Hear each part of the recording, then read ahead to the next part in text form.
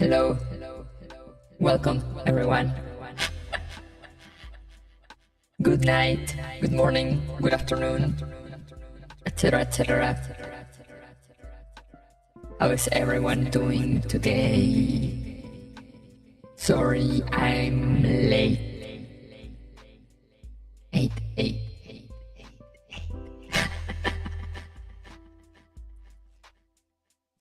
Hello, Sunny, Doc, Lab, Cat, Bellhound, Joe, Chaos. It's been a long day. Why? I mean, it is Friday. The honking begins. Alright, enough of that. How are you guys doing? I forgot to go get some water. I'll do it after the yapping.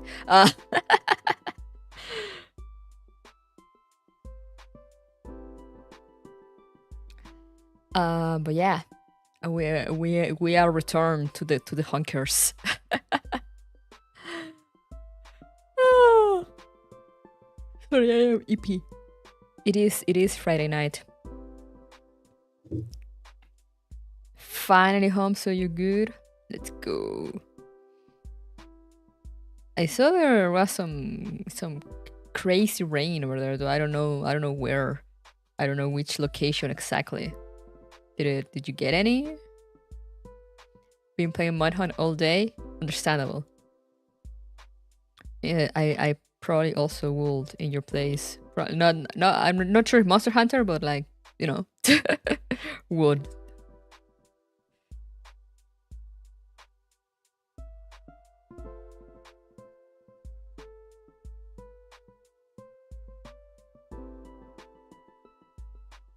Not yet here? Oh, now. The big city at the side of the province. Oh. Yeah, so some of my friends were talking about it. And I was like, oh, that looks like a lot of rain.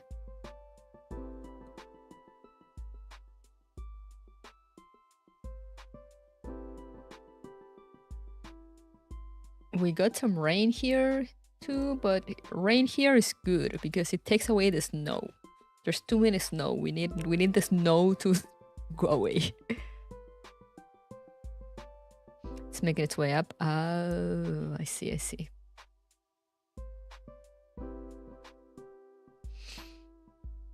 Honk shoo me. No, not that honkers.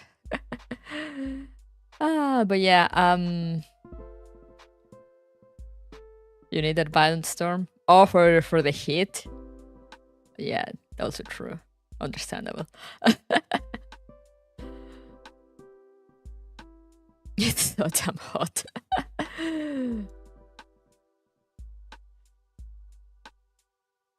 Snow is only beautiful to look at. It begins to instantly suck the moment you have to do anything in it. Yeah, exactly. Unless you're like I don't know, a ski resort or something.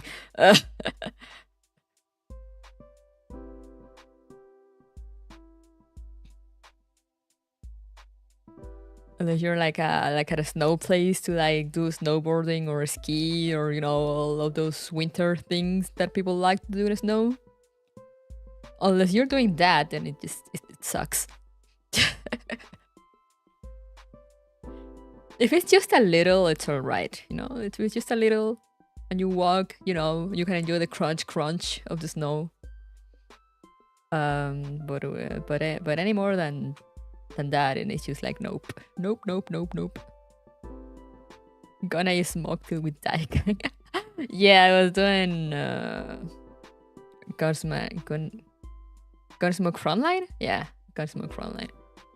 That is the guild thing in Gears Frontline 2 that activates every now and then. I'm not sure of the cycle. Just my friends come screaming at everyone at the guild to be like, dude, Gunsmoke Frontline. And I'm like, alright. I only have one team though. Like my contributions are always on the small side. Because you need to like have two teams for that. Our beloved Gunsmoke said absolutely no one. Damage check. Yeah.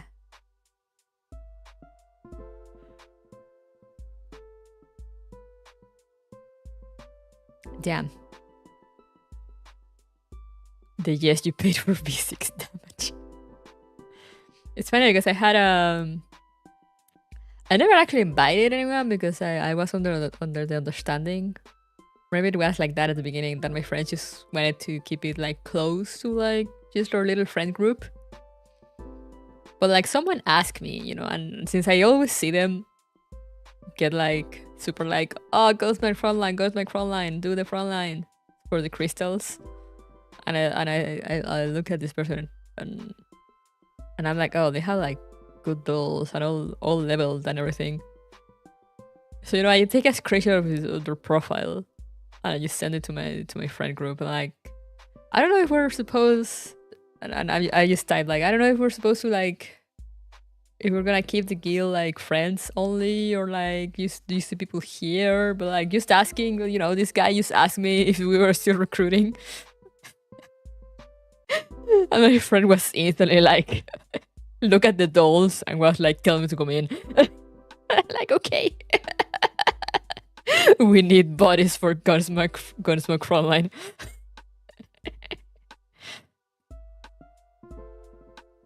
It's hard building so many dolls for that, yeah. Do you remember when guilds were about having fun? It's funny because outside of Gunsmoke frontline, it's like whatever. But as soon as Gunsmoke frontline starts, everyone is just like, remember to do the daily thing. It's funny.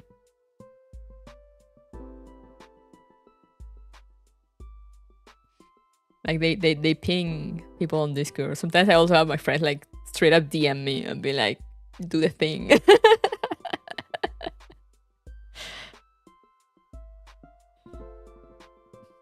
To have you've just opened the gate.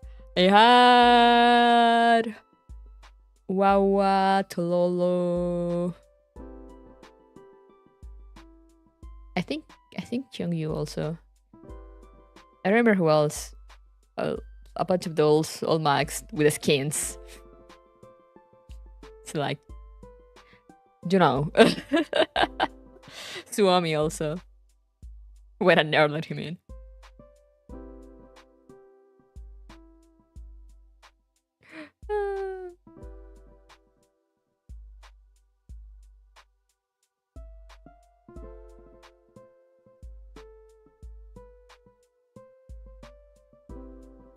Do you two have fun? Yeah, it was really fun. We're gonna be continuing next Thursday. I love the game. Death, taxes, and Gunsmoke. The 3 inescapable things in life. But yeah, It Takes Two was really fun. Really, really fun.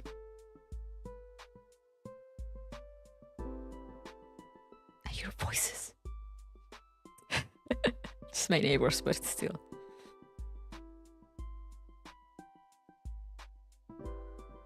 Maybe we'll get divorced again today. No! How is she getting so many divorced? Who's getting so many divorces? Why is she divorcing so much?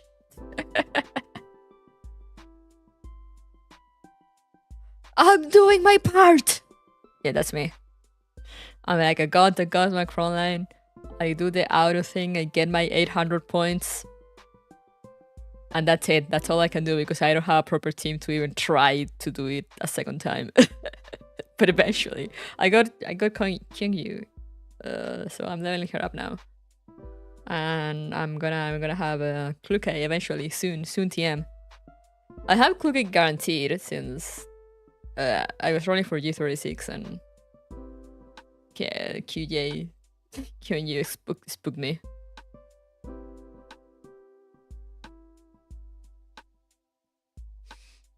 Dark Detective,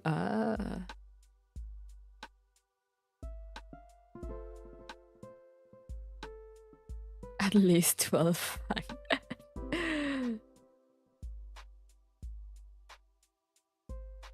Can you get more though? It should up as the limit to 800. I'm not gonna lie, I've never actually done it like manually.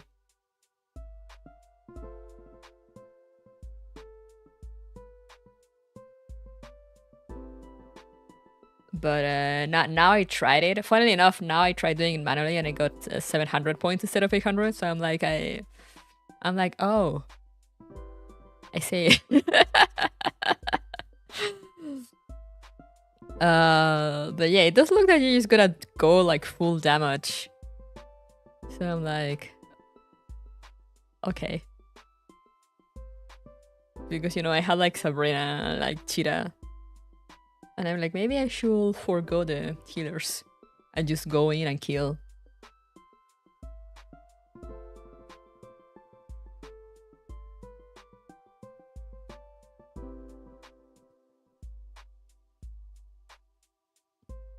You can get gold? Damn.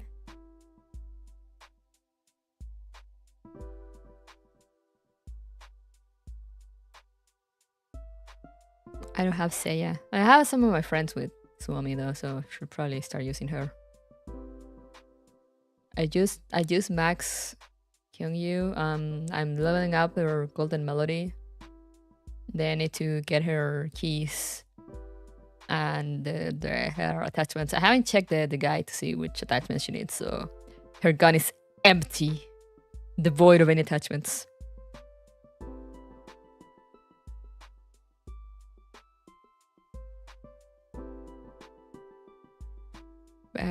Yeah, I've been farming the event. You know, life is good. Come get my beloved, hell yeah. Face strike probably. I do feel like it, yeah, but I mean, you know, I'm gonna check the guide. Actually, let me check right now before I forget. Where is? Here it is. I love how they left the authors and were like their IP.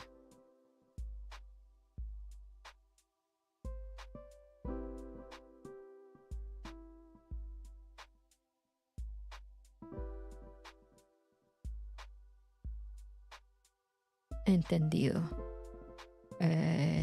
Índice. Kyungyu. Oh yeah, face strike.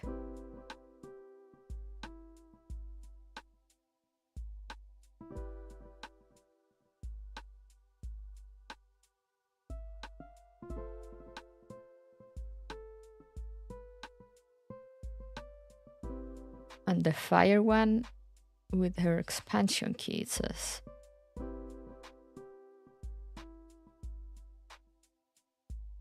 What was the expansion key? The one that unlocks at the very end? Question mark?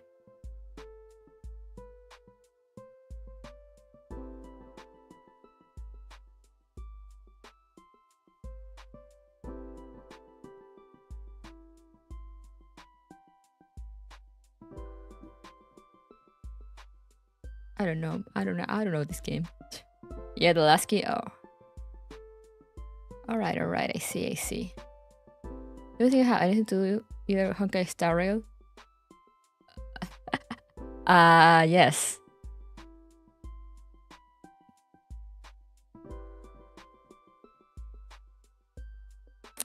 She's a follow-up Kisei. But yeah, Honkai Impact is actually it's not the first game, but it's like the first quote-unquote more known game of MiHoYo. So it's like quote-unquote the OG. It's not really the OG, but like, you know, as I said, it's like the more well-known one from like their first games before they got big with Genshin, and from where they take like a bunch of inspiration and ideas sometimes and things, because they have Honkai Gakuen also, but which I mean I know it's also kind of connected, but I think they keep that one kind of doing its own thing. I mean, there's still characters from like over here and over there, all around. But I think Impact is the one that, from where they kind of take more things. Their first major break? Not really, but like, you know, when compared to the previous ones, previous games, yeah. Hello, son. It's one of like the OG Chinese gachas also, alongside Girls Frontline and what else? There was another one, but it was like Girls Frontline, Honkai Impact 3rd. You know, there's a few that were like the first few gacha games. No, Agnite doesn't count. Agnite doesn't. It's not old. Agnite is not old. How you been, son? It's been a while.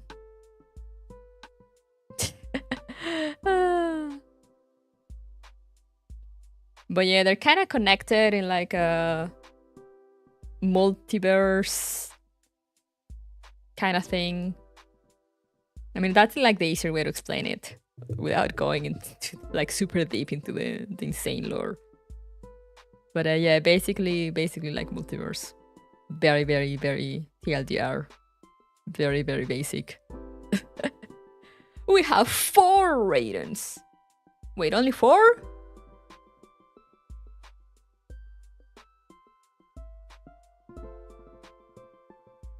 Yeah. No? Yeah.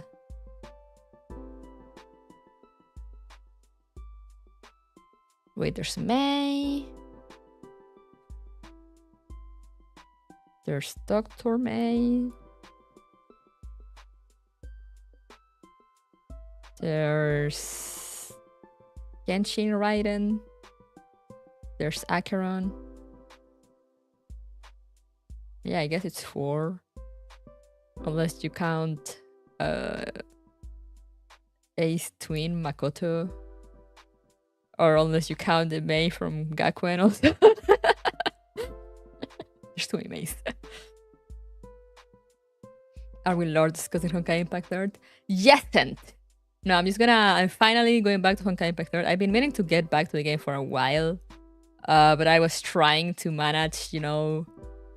I was trying to manage like part 2 while still continuing part 1. And eventually I'm like, okay, yeah, no, that's not gonna happen. So I'm just gonna go back to part 1 and I'm just gonna finish part 1 and then I'll play catch up with part 2.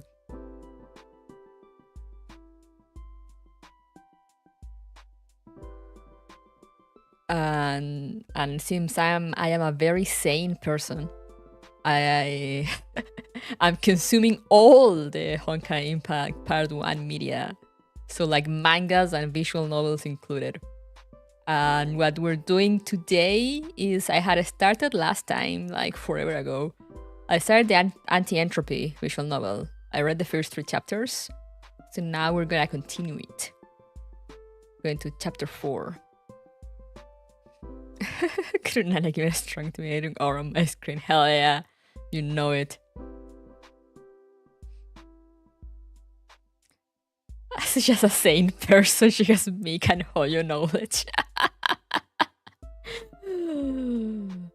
Damn. How does that all fit in my brain? I have no idea.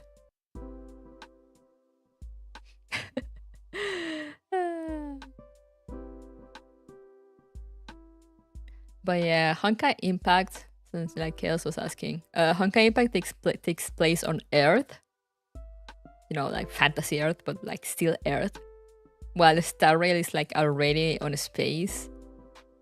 And Star Rail could be considered sort of a sequel, but also it's not. It's one of those games that, you know, they're like quote unquote connected, but it's not like you need to play one to play the other. They're like disconnected in a storyline, but connected in like lore.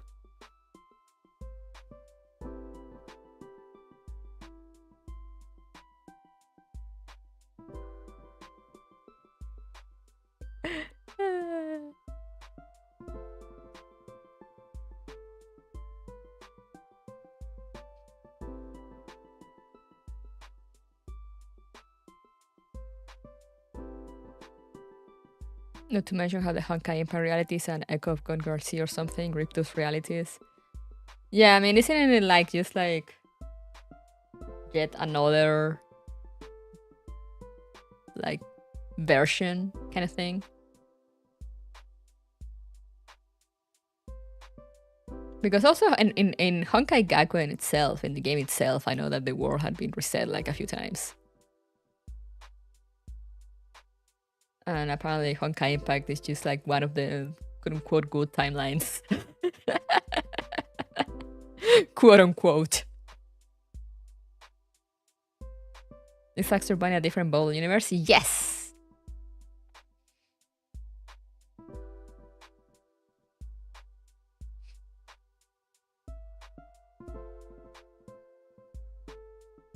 Yes, he is. She is a different Bronya version. We have many Bronias also. A multitude of Bronias. But we don't have nearly enough Sillies.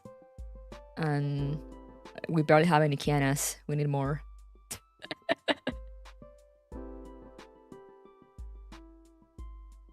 I need Haxor Bunny in Celeste on Zero. I know they said that Celeste has no connection to the Honkai universe, but I don't believe them.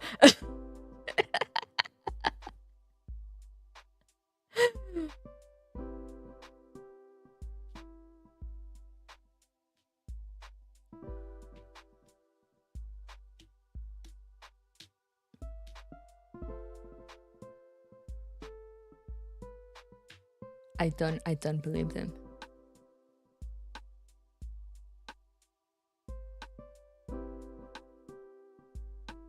They can't lie to me. They already showed like Alicia.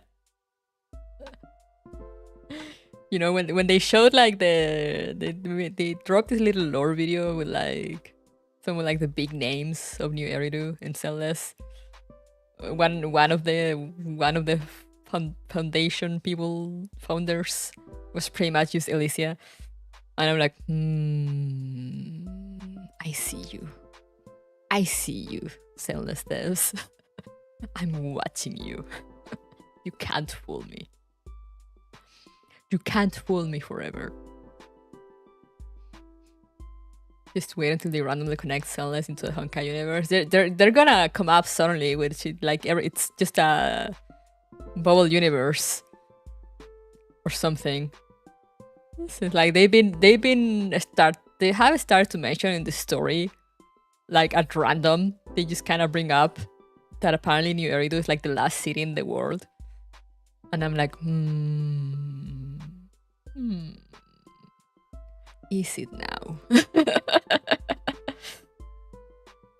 Have you seen Unfurls? No, I need to catch up with a Star Rail. I'm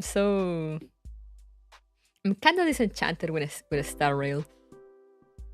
But I might get back to it. I wanna get back to it at some point, but we'll see how it goes. I thought you're a fellow Pipino. Wait, are you Filipino? Do I have a Filipino son and I didn't know? Yes, I am. Oh yes. I'm bland Filipino. Yeah. You know, Latinos, Southeast Asians, same thing. Just one group is on land, the other group is on sea.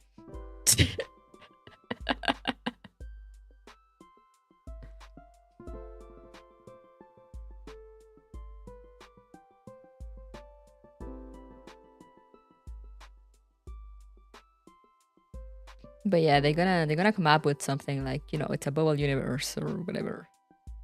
Where's the Earth Filipino? On the moon. I don't know.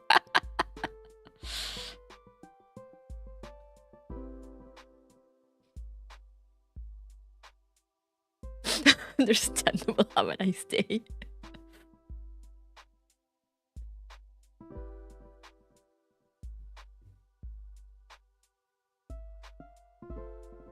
I think multiverse nowadays is like lazy writing, to be honest. Like easy lazy writing, to be honest. It depends on how they do it.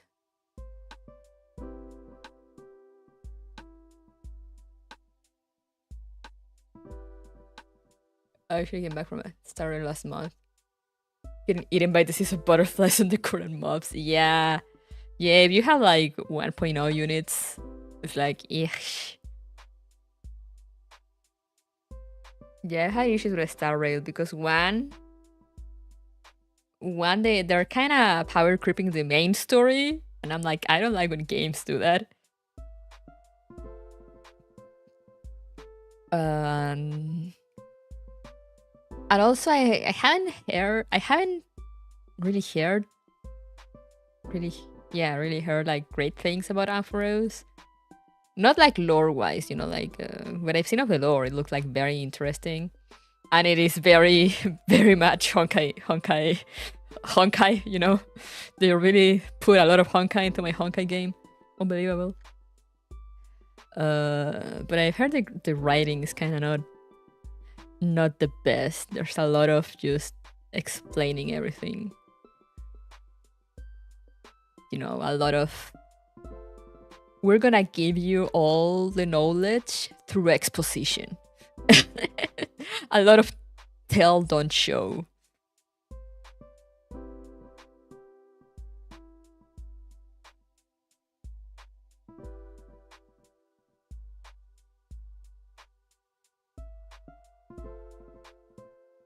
At first, really bored me a lot. Mostly as meta saves coming thing in both Reverse Collapse and with M16, but they are still thinking with the main reality. Yeah, the thing is that Mika is taking the approach of like kind of like how Stainsgate did it. Because more than multiverse, from what I've seen so far at least, they're mostly playing with timelines. So it's basically they just kind of rewrite reality, you could say. Whereas Hoyo does have like a big multiverse thing, but they don't. It's not like they use it like. Was it in Avengers that it starts? I mean, a lot of the superhero movies do it nowadays, and then you just have like different versions of the same superhero meeting each other.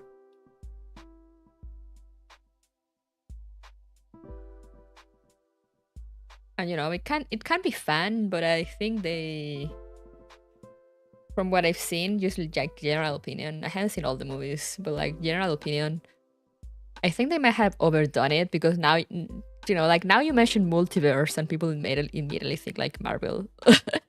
So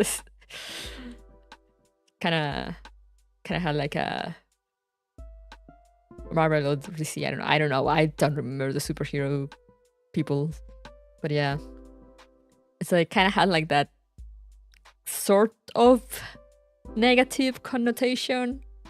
Or like, you know, they immediately associated with like, oh, it's gonna be like in the movies. And it's like, no, it's not like that. It's not.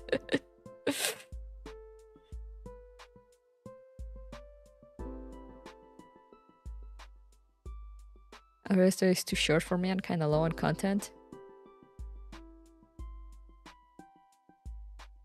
And the comics are looking to be like that because different writers do the characters over time. Yeah, you know, like in the comics kind of makes sense because, you know, they change writers. So they just kind of, instead of trying to adapt to a character that they didn't write, it's easier if they kind of just start from zero, start from scratch.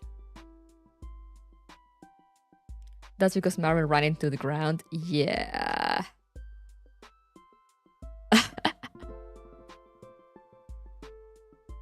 So the Dragon Ball approach. I don't remember Dragon Ball, but I'm gonna assume that yes.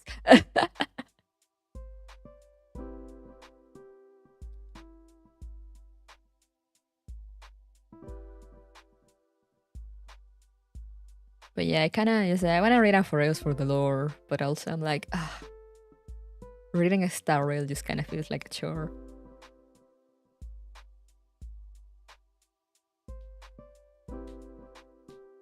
I say mostly because, you know, sometimes the story is great, but sometimes they have like really weird pacing.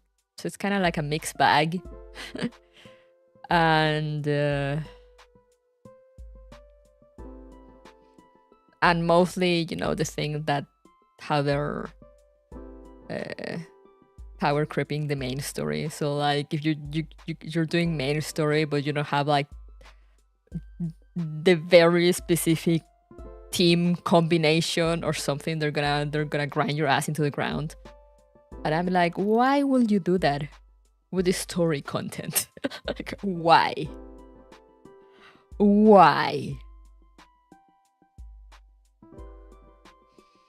I think like any concept, it can be good and bad. As far as Mega has not disappointed me on that front. Yeah, no, exactly. It's like it all depends, you know. As concepts, you know, concepts are just concept. The thing is that when people sometimes, you know, writers or movie directors or whatever kind of abuse them, sometimes they can get like run into the ground, and they start having just like massive negative associations, you know, because people will all, of course, they will remember like the most popular things or like the more well-known things. So if you tell like someone that's tired of that, then you come and tell them like, oh yeah, Ghost Runner also has like weird timeline shenanigans, they might immediately be like, ooh. But like, no, it's not like a bunch of other media. It's just very exposition. I just did like main lore. There's more lore spreaded. Yeah, that's what I've heard.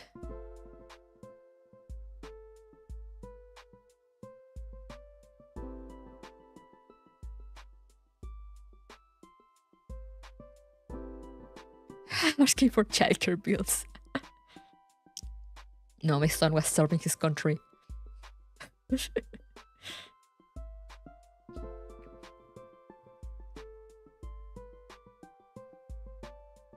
But yeah, that's what I heard of Amphoreus, that it's just they really went the exposition route. Which is like, you know, I kind of knew beforehand that Hoyo had like an exposition issue. They have this thing that like, we need to explain every little thing right away or people won't understand. So then you get like hours and hours of exposition and nothing happens, just exposition. You go to one place, meet one character does a long ass exposition, and then they're like, oh, now you need to go to this place. And then you go to that place, meet another character, and that other character gives you another hour of exposition.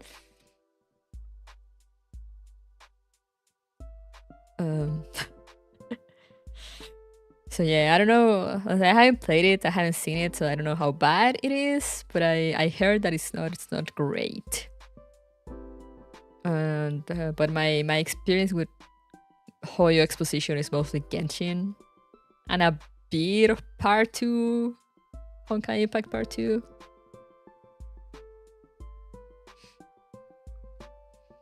The thing that Amphoreus is non-stop meeting people at Lord Trauma Dump. Let's go.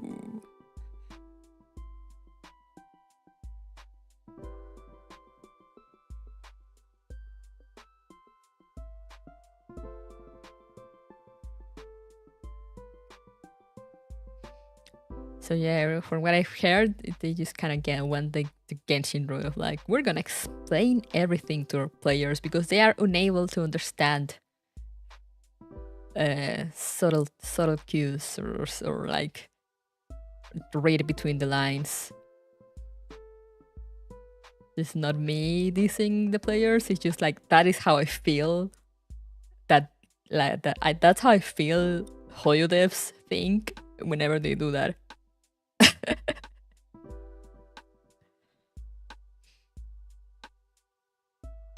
which is like, it was my biggest issue with Genshin, because I constantly felt like the game was treating me like I was dumb.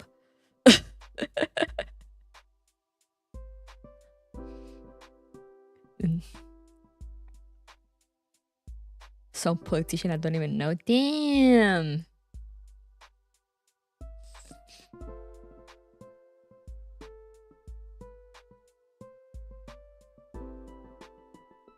Sesame Street of Hoyoverse. Yeah, pretty much. And the thing is that there's people, you know, I had this issue with someone that I've noticed, that there's people, you know, like the people that play, especially Genshin players, that it's weird, because, you know, they kind of associate like all the exposition and explanations and things with, like, for them that is a story happening, you know. So like, I knew someone that will be like, oh, you know, there was so much that happened on this part of the game, and then I will get to that part of the game and maybe one thing will happen and the rest will just be like constant exposition. But for this person, like, all the exposition were like story beats, you know. Like plot developing, and I'm like, no, it's really not.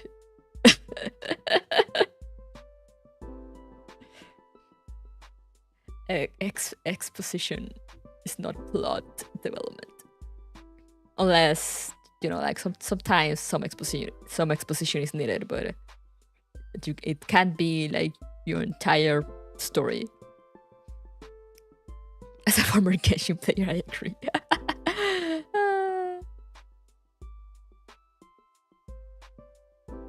We need to defend this city, but let me tell you about this god who protected us from that. Yeah, pretty much.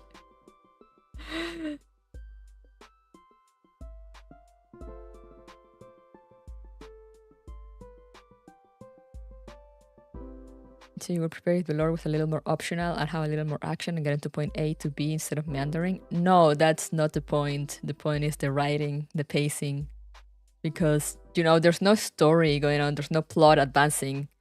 It's just you go somewhere and they give you like some long ass exposition about something. You know, and like you learn things that will be important to you, but it's just that. There's no more going on. It's just only that. Only that.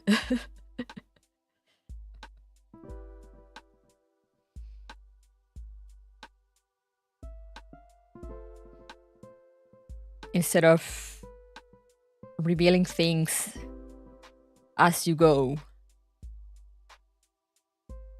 I think I love how the Wakers Frontline 2 did that, like leaving crumbs but in due time. Yeah, no, exactly. That's what I tell some of my friends that are new to the Wakers Frontline franchise, you know, because a few of them kind of still have that idea of like, oh, but you know, I'm missing the context for this, so like I'm not understanding. And I'm like, no, bro, none of us are understanding. You will understand when Mika wants you to understand. You must simply remember all these things that you don't understand for now. And someday they will be explained. Kind of sounds more like a visual novel than an action game in that regard. Not even. Because I mean, Gears Frontline is a visual novel. And they do it better. I said it's just a writing thing. Because I mean, you know, a visual novel can have action happening. You know, you can have plot happening and things happening.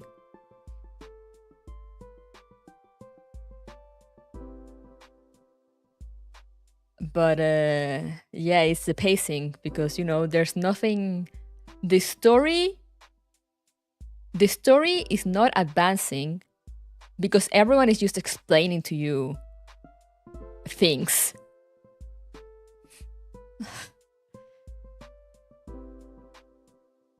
You know, like, for example, let's say, going with the example that I think the example that Joe gave above, like, let's say, like, you get to a city, you need to defend you need to defend the city. And that is the plot of the patch or whatever. You know, you need to defend the city from like incoming attackers. But you know, instead of the story being like, oh, you know, let's go, I don't know, to the garrison, because we need to gather soldiers and we need to earn their trust so they will join us or whatever, and then we need to go somewhere else, you know, we need to gather supplies, you know, prepare weapons, raise our defenses. And like in the middle of it all, maybe you'll learn things as you go, but like, you know, not everything will be clear until the end. But what Genshin does is like, let's say like, yeah, you get to the city and they're like, oh, they're gonna attack this city, so we need to defend it. And instead of like, you know, actually working like actively towards that goal, you will go somewhere and then they will tell you like the entire lore of the city, like how the city was born, why the walls of the city are so high, you know, why was it built there, and how, you know, who was the fierce soldier and the founder of the city. And also, as Joe said, you know, then you go somewhere else and they will tell you about the god that helped us defend the city 3,000 years ago.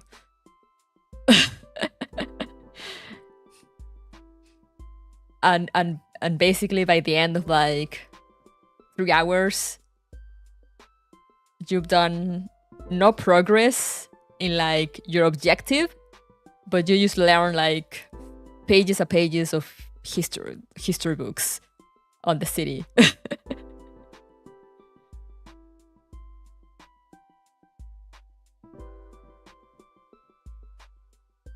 I still don't understand August fully to this date. August is a feeling. August is a concept. You don't understand August, you just feel it.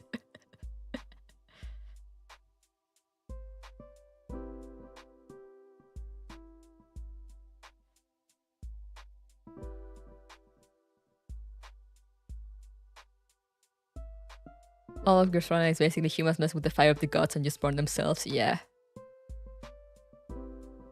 It sounds like their world building is kind of taking precedent over the actual plot. Where world building can be nice, you still need an active narrative for me to care about it anyway. Yeah, no, exactly. That's the thing. You know. That's why we're saying like the pacing is kind of the issue, because you know you can learn about all that world building, you know, as you advance through the story, as you advance through the plot. But what they usually do in Genshin is that they will explain to you everything the moment they mention it, before allowing you to move on with the plot. Which is something that since the guys keep bringing up Gears Frontline, Gears Frontline kind of does the opposite. As I was saying to my friends, they're like, oh, like I don't understand this thing that they mention. And it's like, you will understand when the writers want you to understand. So, you know, they will mention things and maybe they will just explain them like 3 or 4 scenes later, when there's like a moment of when they actually can like sit and talk.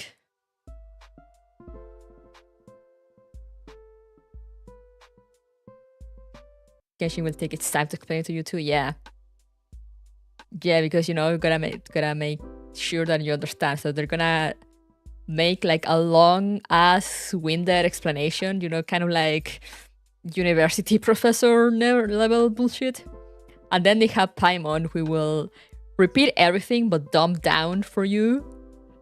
So you basically get the exposition 2 times. But like one is the smart version and the other one is the low IQ version.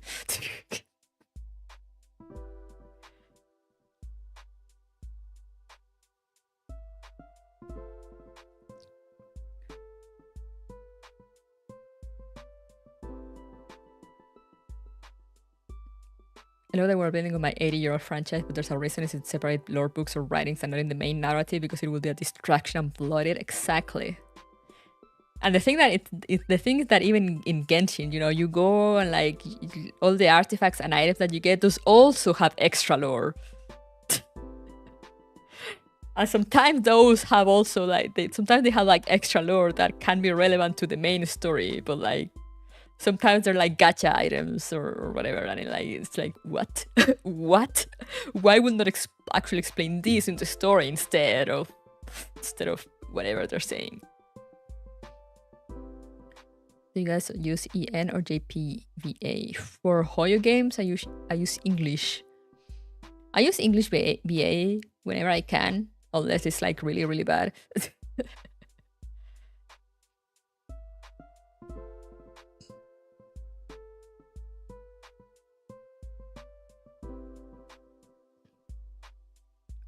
The thing is, I love Penacony from a start. It was not that heavy lore dumping, and when they entered into a philosophical debate about nihility, I really enjoyed it. Yeah, no, Penacony was nice right until like the end bit section with Tsundere that I feel like was too extra for my taste. It served like no purpose whatsoever, in my opinion. But other than that, it was great.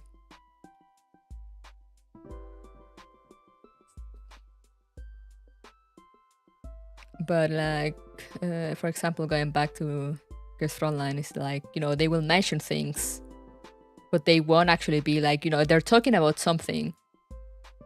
So they will mention like, you know, let's use the example of the city again, you know, since Girls Frontline has a lot of war also. So let's say you also need to defend a city in Girls Frontline. And like, so you get to the city and they will mention maybe, oh, it's like the army of whatever, it's gonna attack the city soon, and they will give you no more context other than, okay, we need your help to defend it. But as you go on, you know, like at one point like someone will actually ask like, okay, but why are these guys attacking? And then someone will be like, oh, you know, because of this. And they'll be like, ah.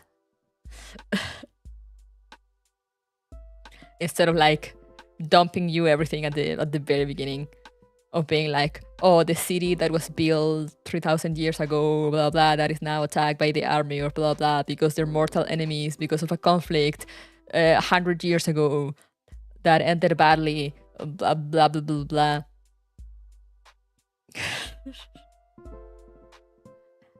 Enjoyed all the aventuring parts. Aventuring is actually fun, kind of funny. I had Sunday for fucking the shit out of my boy Aventurini. There was just to pull for Sunday to work his ass a lot. Hell yeah. The funny thing is a lot of modern franchises can keep lore straight because they honestly don't care. Yeah.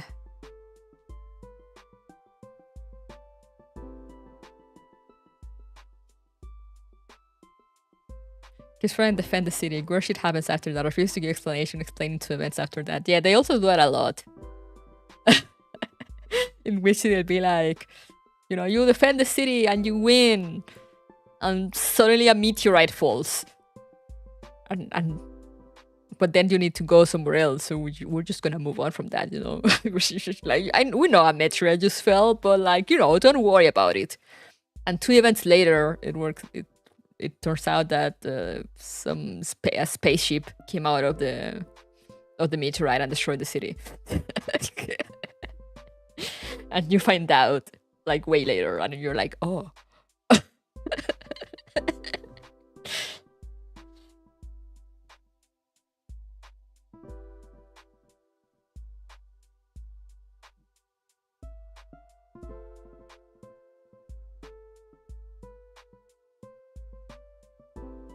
But yeah, in Astariel, I feel it has its moments.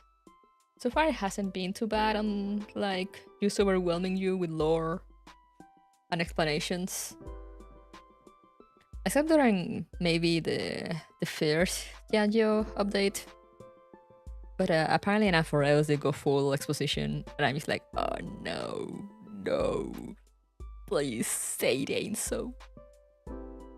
Please say it's not true.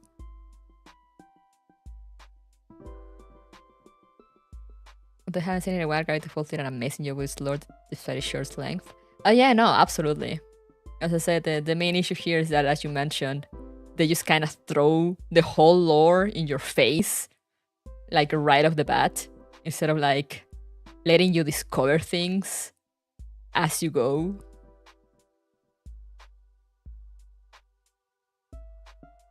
You know, instead of like mentioning something, let's say like an event.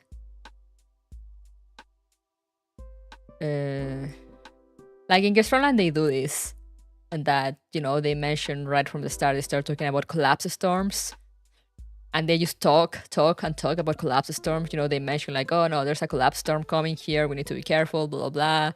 But they never actually explain what a collapse storm is until like the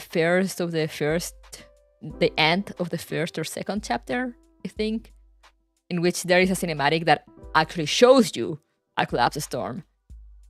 And then you're like, oh, so that's a collapse storm. I see.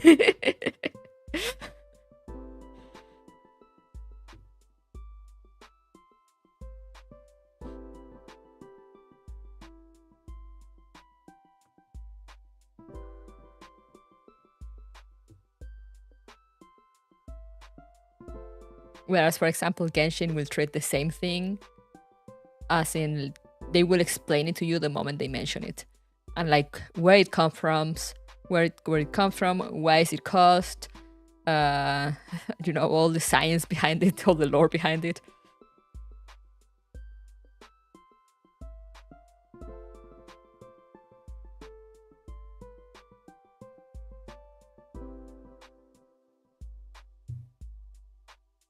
They don't explain what Elite is full until Covenant tells about how its sickness cannot be reversed. Oh yeah, true. By that point, we've you know, they've already shown the elites though, so I think it's kind of easier to make the association of like, oh, you know, I don't know what this elite sickness is, but considering what the elite creatures that I've been fighting look like, I don't think it's anything good. And then later on, they give you more details.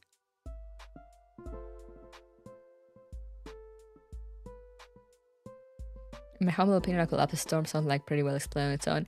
I mean, yeah, I am also of that opinion. It's just the first example that I could think of, because I remember I saw someone being like, "Oh, what is a collapse storm?" And I'm like, you don't need to know exactly. You know, it's very easy to. It's very easy, you know, the story first, you know, they don't explain it to you. Very sloppy and haphazard, no offense. No, chaos. Hola! No, chaos, you need to understand. Because, you know, the thing is that, you know, they mention it, but the story makes you understand just by, you know, the tone of it and the things that are happening, that it's a bad thing, even if they don't tell you right away. They don't like go into full detail of what it is. Regardless of the fact that, you know, collapse storm, it's kind of obvious.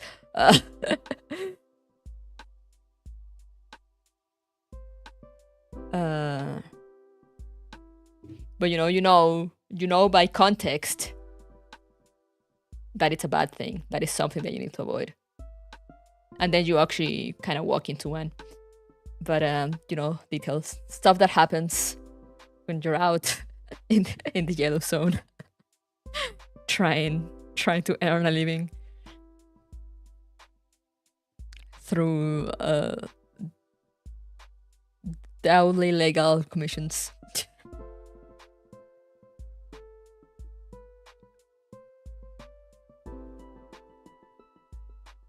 But you know, I like when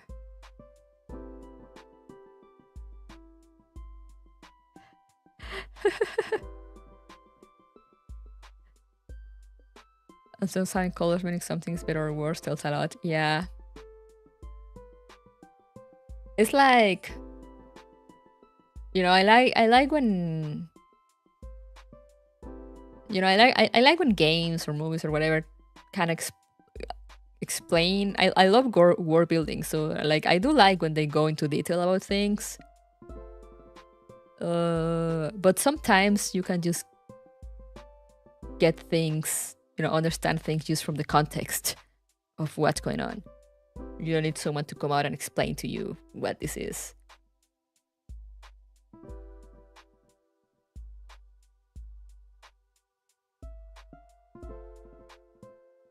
Tu avatar me parece muy bonito. Gracias. What are my cats doing?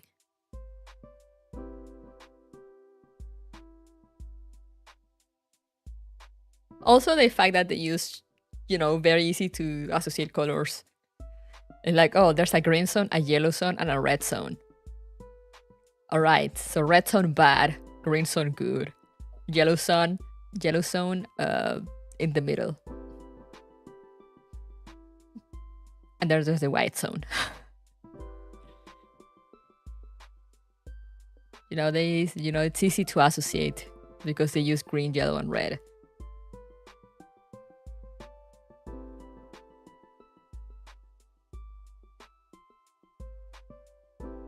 Sorry, I'm looking at my cats. What are they doing? I don't know. Oh yeah, there's a black zone too. How black zones come up in Chris Rolling 2? I don't remember. They might have mentioned... No, have they mentioned the Dead Sea? No, I don't think they mentioned the Dead Sea. Yeah, Chaos, they're getting along fine.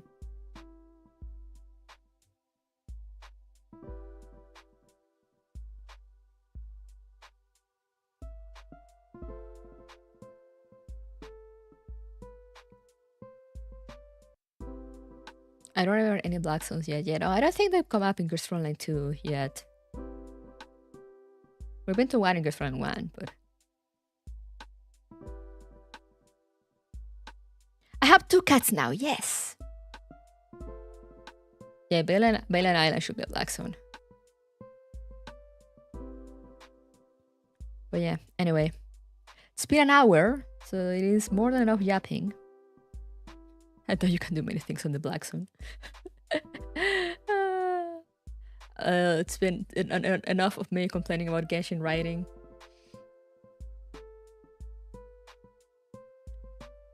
I've been listening to Fontaine. Just remember that. Because I did want to get to Fontaine, but I finished Sumeru and I was just like, I can't do this anymore.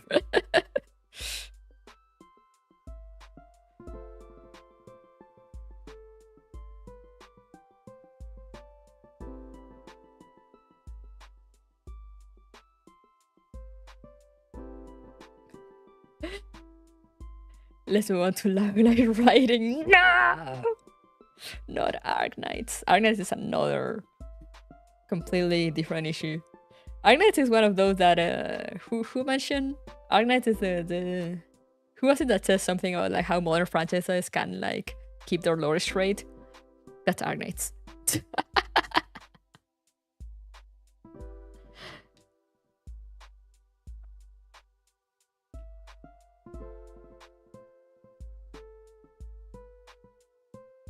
But yeah, let's move on to more MiHoYo writing so we can complain about MiHoYo writing. Well, actually reading MiHoYo writing. The initial novel was being kind of fun though, from what I remember. We shall see if my memory it's not failing. Are next complicated by adding furries. Yeah, no, exactly. That is the only complication that they have. Just love Agnes as a weird magic mess. At this point, I give up taking it seriously. Yeah, I think that's the approach. The thing is that, you know, it's for me it's hard because they take themselves seriously and I'm like, no.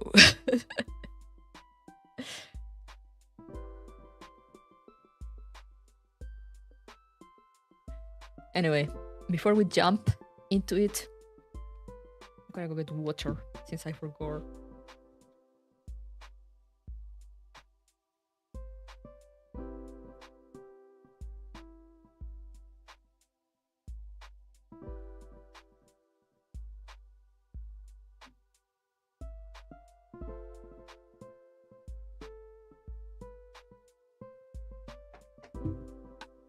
can't believe I spent so long complaining about miHoYo writing when I'm about to read a miHoYo visual novel. It is what it is. I grew up watching ancient B-movies and Power Rangers. I am immune to dying from cheese. Nostromo is strong and will survive the winter. The low light winter. But yeah, miHoYo, it's a very hit or mix for me, you know. Sometimes they do great. Sometimes I'm just like, please move on. Please wrap it up, you know.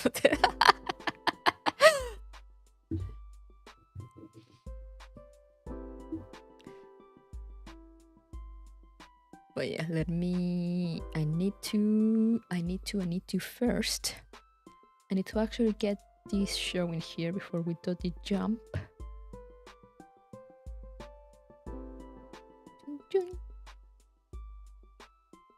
There we go.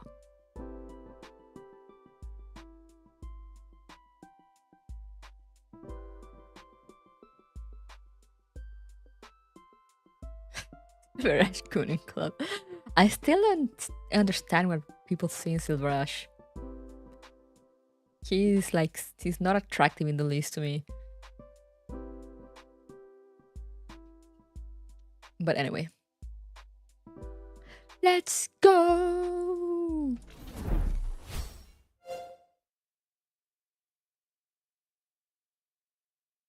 Oh, so I need to...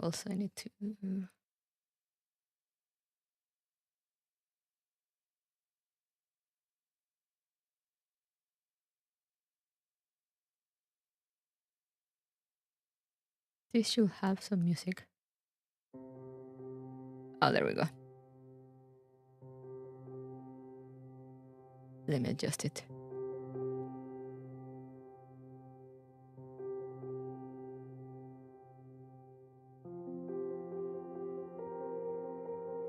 I think I can go a bit higher.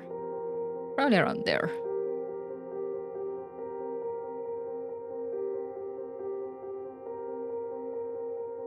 Let me know if it's too loud at any point and I'll lower it. Now I just need to...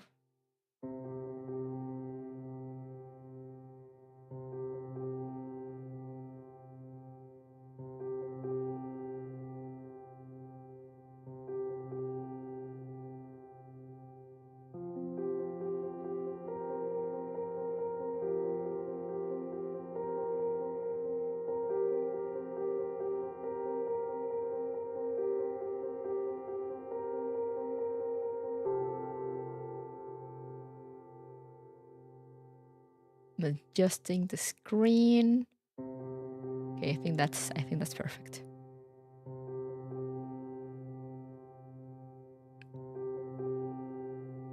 We are this far back, yes. I already read chapter 1, 2, and 3. There is a bunch of chapters. I like the small Genshin story, like the guy who climbed the tallest mountain and when you find it, it's an island in the ocean. Oh! That's cool. But yeah, they have, funny enough, what I have with Genshin is like the world quests that they have. You know, in which you actually need to go and like usually fix stuff about the world that is like kind of fucked up for one reason or another. Those are actually pretty fun. Those are actually pretty interesting. But then for some reason the main story just kind of flops.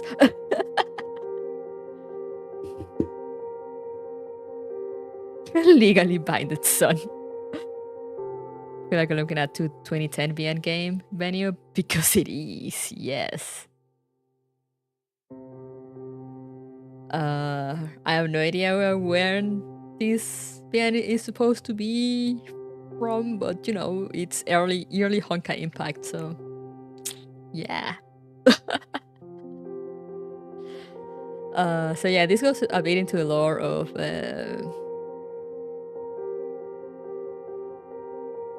Joy? I forgot his name, goddamn.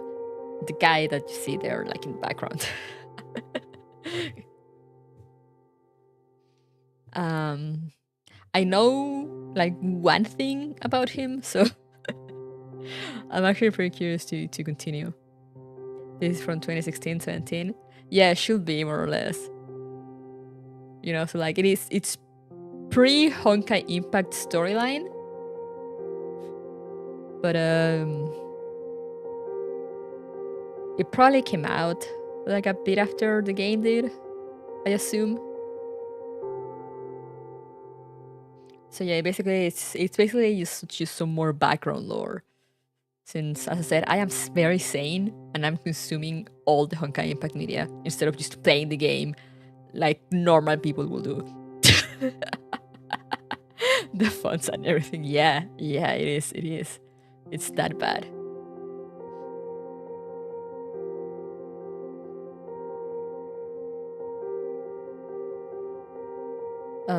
But yeah, so basically, I'm just going by memory. This was a few months ago, but not much had happened. First, we were very much kind of introduction. My most sane favorite VTuber. Hell yeah. We're pretty much in still like the introduction process of everything. So we have Einstein, the blue hair lady here. We have Tesla, the red hair lady, Tsundere. Why are they women? Anime. You know, if Fate did it, Mihoyo was like, we're gonna do it too. And then there's... God, I forgot his name. I mean, I don't remember his name exactly. I'm like... Joyce? I think. Anyway, we'll probably hear his name.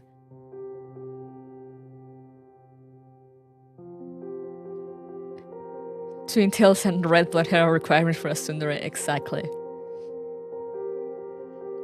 So he gets sent to them. He basically has been like being experimented on, or like getting tested on continuously, and then he gets sent here and he thinks it's just gonna be more of the same. And these two like do not give a fuck. And Nathan just kind of takes him around London.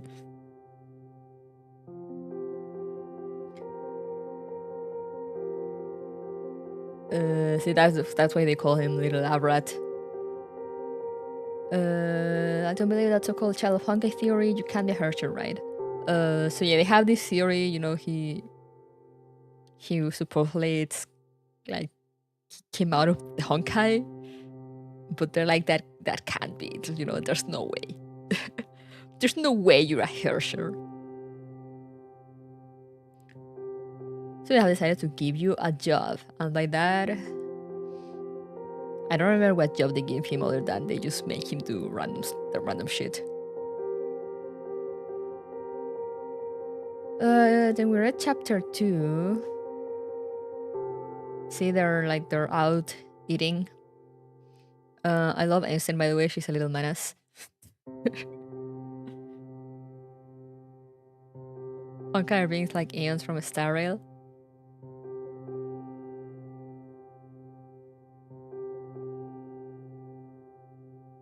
Now you're starting to see. Herrschers are like eons, or more like eons. Aeons are like Herrschers. Now you're starting to see.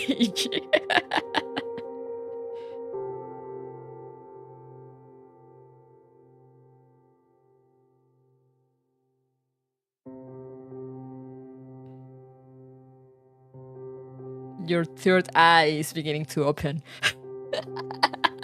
Welcome to the Honkai verse.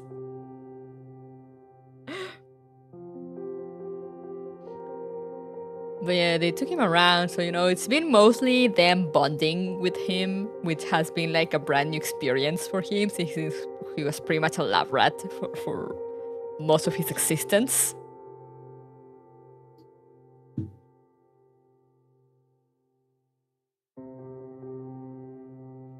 And we'll read chapter 3. I can't remember why Tesla was getting so pretty here.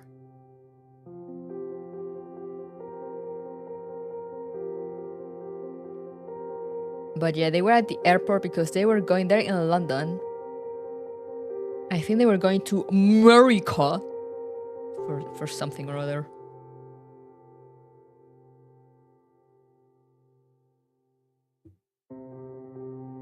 And I said, I am lazy. I did not do my homework. But you know, the old stream it's right there on the playlist.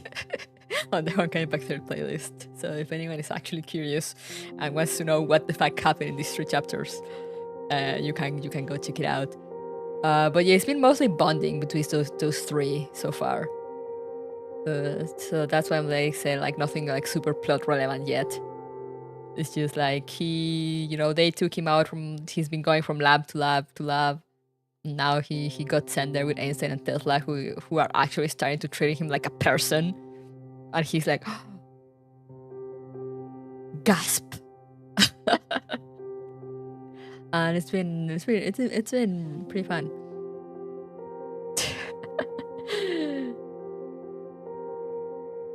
So yeah, let's start with chapter 4. Because I'm pretty sure that's where we were. What do you mean you don't remember the lore? Because there hasn't been that much lore yet.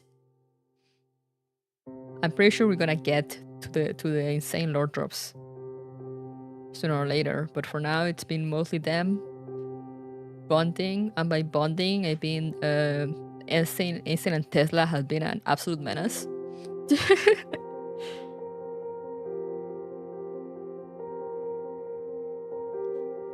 But yeah, let me just double check, but I'm pretty sure that's where I was. I didn't write it down here.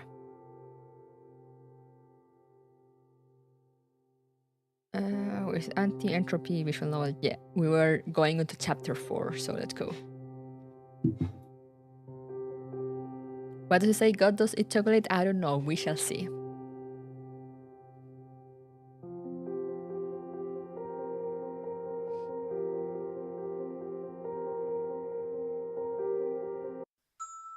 Lovely loading times.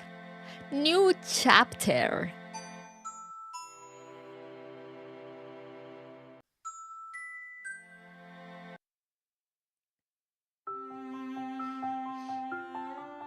Wealth. Oh, yeah, his wealth joys. I remember now. To be mere good night, Doc. I'm probably gonna read like 2 to 3 chapters again, depending on how long they are. They weren't that long, like I said, I know I said like, oh, I went to like 3 chapters, but they weren't like super long. So how did the situation end up like this? Why is that guy here? Will takes a furious sip of cola while barely watching the Finn, who is carrying shopping bags of all shapes and sizes.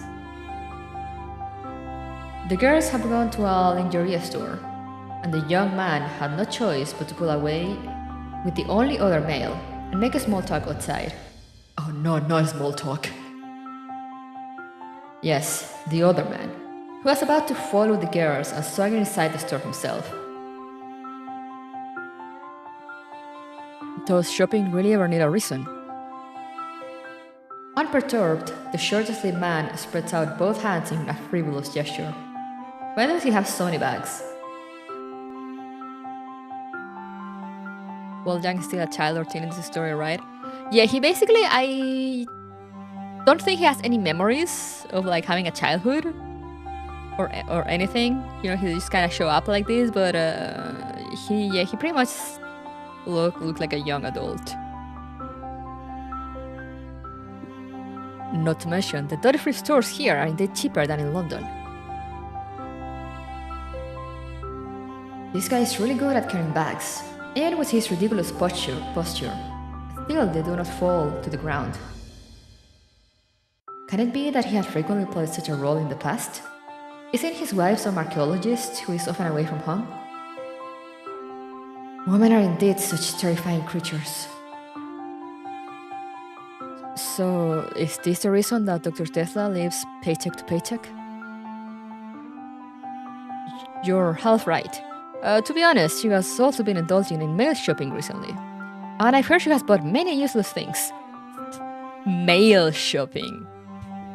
Damn, that's old.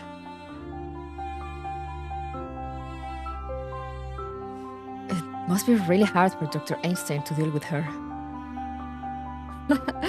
You've got it completely wrong. Huh? Don't you think that things are more fun and interesting in life precisely because of people like Tesla? Don't look down on the girls. If you're too rigid, you may never find your other half in the future, eh? Mind your own business. Ho ho, cold and gloomy on the outside, hot and spicy on the inside. What does that mean? How quaint! If you wish to be even more somber. Huh? Perhaps in the future you can follow in the footsteps of Humphrey Bogart? I mean, like Rick Blaine in Casablanca. Huh? He's so confused. Mail shopping, interesting phrase for online shopping. This is old, I think. I mean, not super old. But I assume they mean actual mail shopping, in which, you know, you get a magazine. So, you know, old people time, old person time. You get a magazine sent to your home. Or like you get a magazine from a store, you know, and you look through the catalog and that stuff you want to order. And then you mail a form or a letter with the stuff that you want to order and like the money to pay for it. And then they send it to you.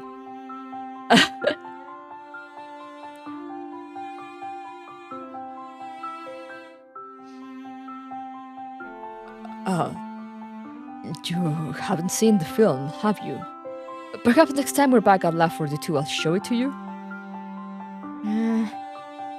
Look, basically, a good man should have a clear idea of his strength. Mr. Gold-rimmed glasses gestures with an OK sign and runs out the topics before Wells could get in another word. I do have something I've been concerned about for a while now. Will tried to dispel his negative impression of the Finn and begins to steer the subject of conversation to one of his own liking. Oh? Is it about the organization? Or is it about something we're going to investigate? It seems he won't refuse any topic. I do care about those two issues. But what I wish to ask you is neither of those things.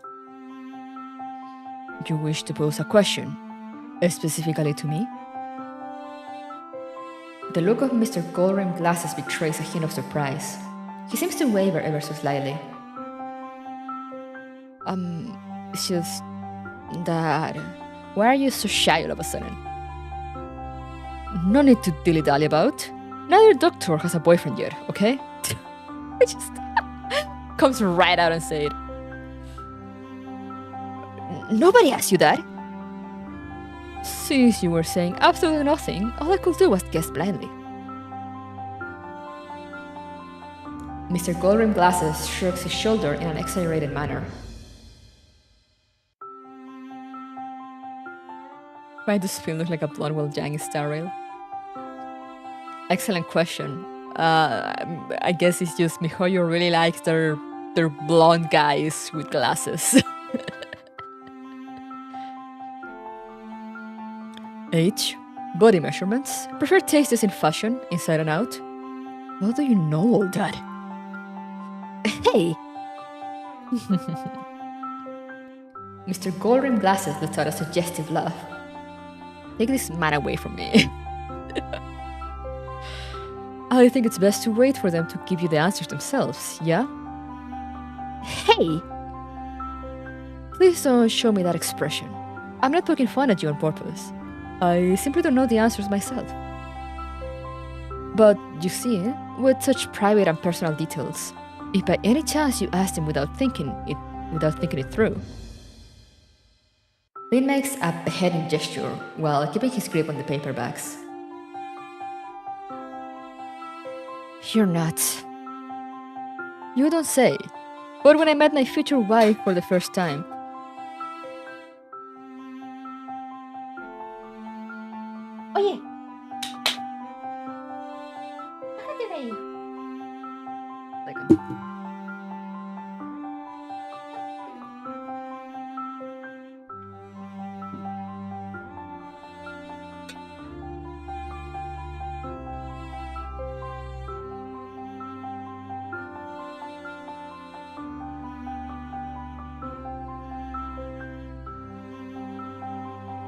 Sorry, my cat.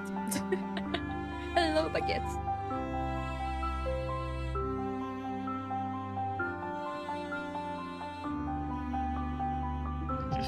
You don't say, but when I met my future wife for the first time, I stupidly asked her a question.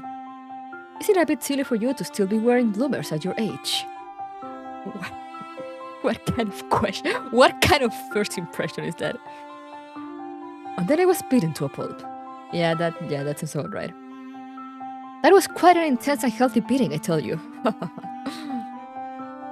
No one else is responsible for your own madness but yourself. Maidenless behavior, truly. But to be honest, if someday you meet a 30-year-old girl who still enjoys wearing bloomers, don't give up on this opportunity of a lifetime. What does that mean? What's with this man? I mean it. If she happens to be a Finn, especially one who likes Yevan Polka, you gotta invite her to a sauna. What? By the way, my full name is Elias Nokenvirtanen. Nokenvirtanen. An authentic Finn. Yeah, his name isn't actually Finn. This guy has just been calling him the Finn because he's from Finland. He assumed he was from Finland. He didn't even know at the start.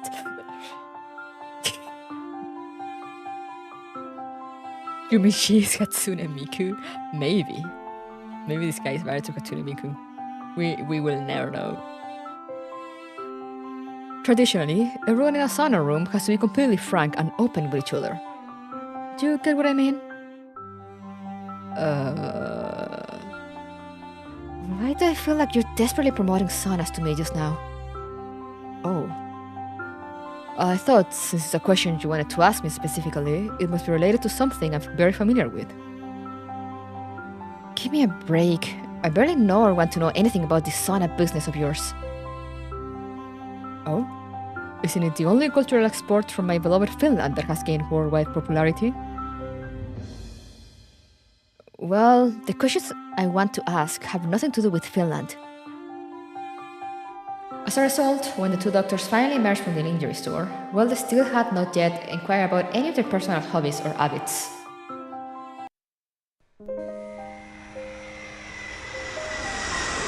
Why do you have a pearl necklace? When the group finally boarded the flight to Chicago, Einstein had already changed into a set of newly purchased clothes. Feels like borderline European gay, I love it. A furred shell coat resembling a ferret, and an overflowing dress layered tire upon tire, resembling a cream cake. It is said to be a Victorian-era debutante dress. It is difficult to describe, but the dress worn on her body gives off a strange and incongruous vibe. Especially given that she is now sleeping, reclining on a seat with that book about Riemann plastered upside down on her face. Needless to say, this could have only been the result of Tesla's personal fashion sense. Also needless to say, this could have only been the result of Tesla's own wallet. Damn it, Tesla. And finally, it goes without saying that people like Tesla could never be caught reading professional or technical literature on an airplane. Let's play cards! The fashionable red-haired twin tails announces. Why doesn't she wear that doll-like dress herself? 3 people is a bit awkward though. It seems that the Finn has already started to seriously weigh up their options. 3 missing 1. Mr. Golden Glasses is definitely the type who likes to play bridge. Nothing awkward at all. Since we're already in America, how can we not play Texas Hold'em? Okay. Texas Hold'em poker.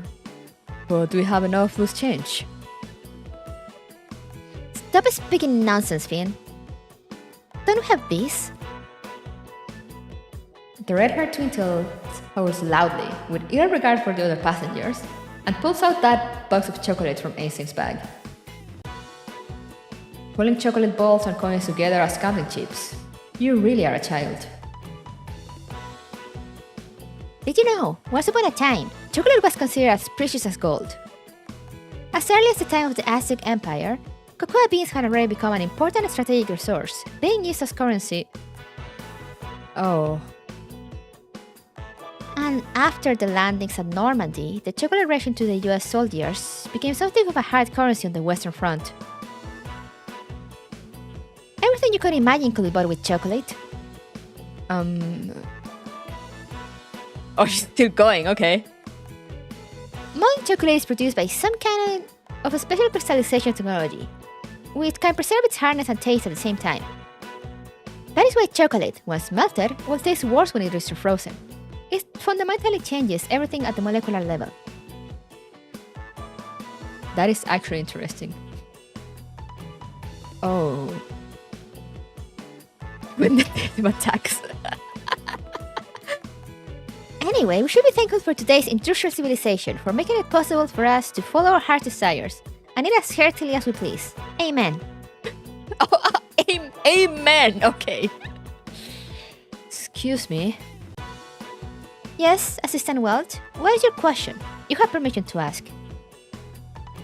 This Texas Hold'em you mentioned. I don't know how to play it. What's the matter? It's not that hard. You'll catch on as you play. just learn. Gosh, have you never heard of fake it till you make it? How can you give such a long-winded explanation of the origins of chocolate? Yet when it comes to... Well, mumbles at a volume only he himself can hear. What? Do you harbor some dissatisfaction with me, a doctor? No, I wouldn't dare. It's not real gambling after all. Even if it were a real gamble, I would have nothing to lose anyway. As he reaches this line of thought, Will decides to harden his resolve and bite the bullet. Fake it till you make it, said by a genius, true. Fold. Wait! Tesla fiercely snatches the two cards from the top of the discard pile and forcibly chops them back into World's hand. No fold! Why? No particular reason, just no consecutive folds. But... How can you be so tight with a beginner's hand? You're only playing when you see a face card appear, otherwise, you just pass like you're brain dead. How is that any fun at all? Assistant Welt, do you know what the biggest problem with gambling is? Losing money? Will looks at the empty spot that is the depleted earnings of the young doctor. No.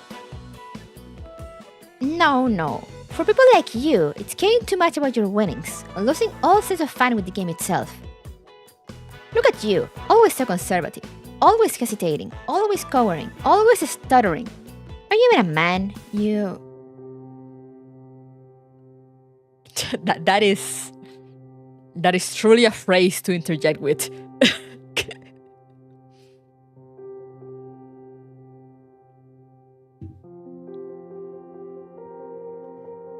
God does not play dice. A familiar inorganic voice transmits from beneath that Riemann book. It seems that Tesla's loud voice has finally stirred Einstein from her dreams.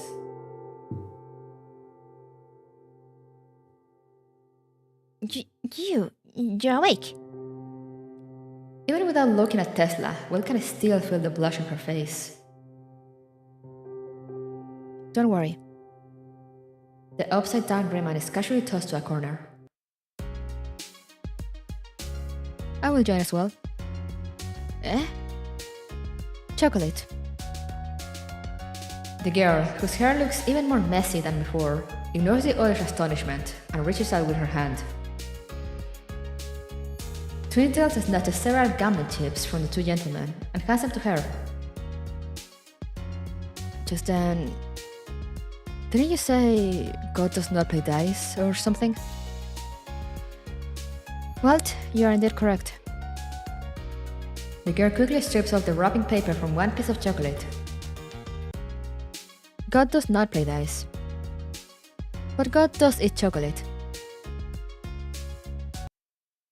Did she ask for the gambling chocolate just to eat it? By the time the airplane finally landed in Billings, Montana, the sun had already set for a while.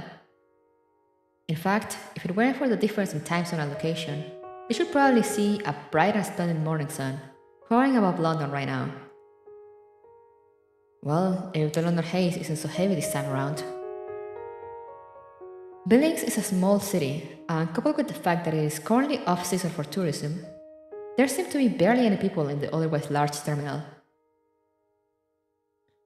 But perhaps because of this, when someone starts up a greeting or says hello, it is clearly audible at a distance of 100 meters or more. Whoops! Whoops the fuck? Another woman. I think. Einstein, Tesla. A tall, lithe woman with waist-length hair greets them loudly from a distance. Next to the sisterly woman is a young girl dressed in a down jacket with a single corkscrew ponytail and an expressionless face, waving her hand in a perfunctory excuse for a greeting. I like her eyes, I like her hat. Sure enough, the old hag is also here.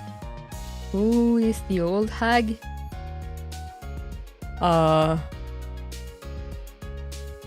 Sure. Tesla is biting her nails with some degree of resentment. That tall woman is Professor Plank, my doctoral supervisor, and the nominal head of the North American branch. It seems that the other girl must be Schrödinger, the one who sent the mysterious letter. She seems to be about the same age as Tesla. Is she also a doctor? Also, what does nominal mean? Can it be that there is some other boss behind the curtain? Hey, my baby lizard is so cute in that dress. You grew a little taller, yeah? Yeah? Oh, there's actually a hug sprite, that's so cute. While Wallace is still in the mirror reflecting on Einstein's words, the girl is suddenly pulled by Professor Plank into a tight embrace. Perhaps because her face is suddenly buried deep within the considerable bosom of the other woman, Muppet lets out a sad noise that sounds much like she's being smothered or suffocated. Not the Tsundere reaction. It's unfortunately very cold in Montana. My little nibblings, have you brought enough warm clothing? You don't need to remind me. Tesla gives Plank a sour look. As for you, are you afraid of murdering your most beloved student even as we speak? This mix of Japanese and German. Ara ara. I can't believe they just left the ara ara in there. My god, I was inclined to believe that baby lizard is quite enjoying herself. The long-haired sister relaxes her arms ever so slightly, and as Einstein's forehead squeezes out from her bosom, she gives her a light kiss. Why are you screaming? Ara made me furious. Why is she screaming? What the hell are you doing? Look at all those exclamation marks. Tesla blows her top, exploding in a fiery rage. What's wrong? Are we all girls? The big sister throws a wink at the girl wrapping her left arm, while bringing her right index finger to her lips. Meanwhile, Einstein is dying. Is Tesla lesbian, Tsundere? I don't know, apparently. The poor mophead can only give a muted response, as she has not yet recovered from the shock of the assault. Oh, dear me.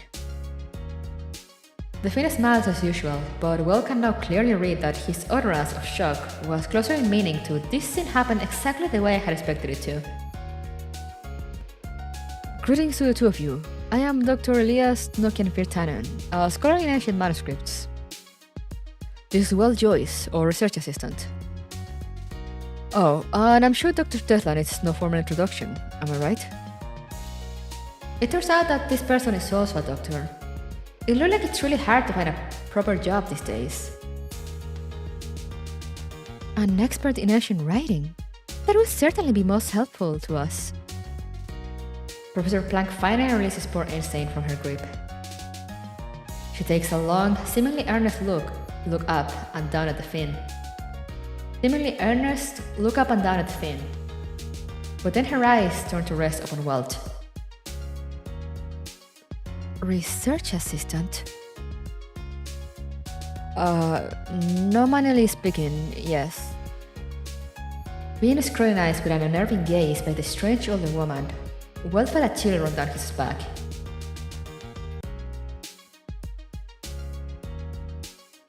The specific details involve a confidentiality agreement with the European branch. Professor, you need not bother to ask. 1,000 thanks to you, Einstein. You're my guardian angel. Long live Einstein!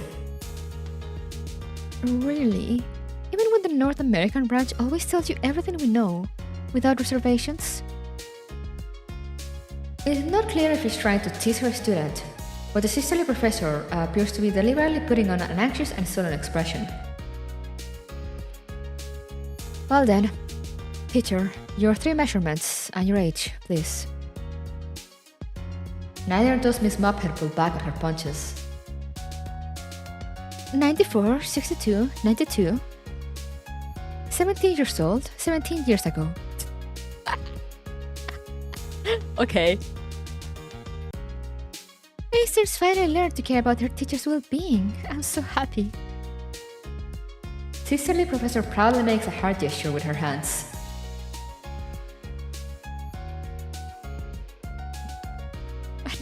Everyone is silent. Did I say something strange? Surely you're joking, Miss Planck.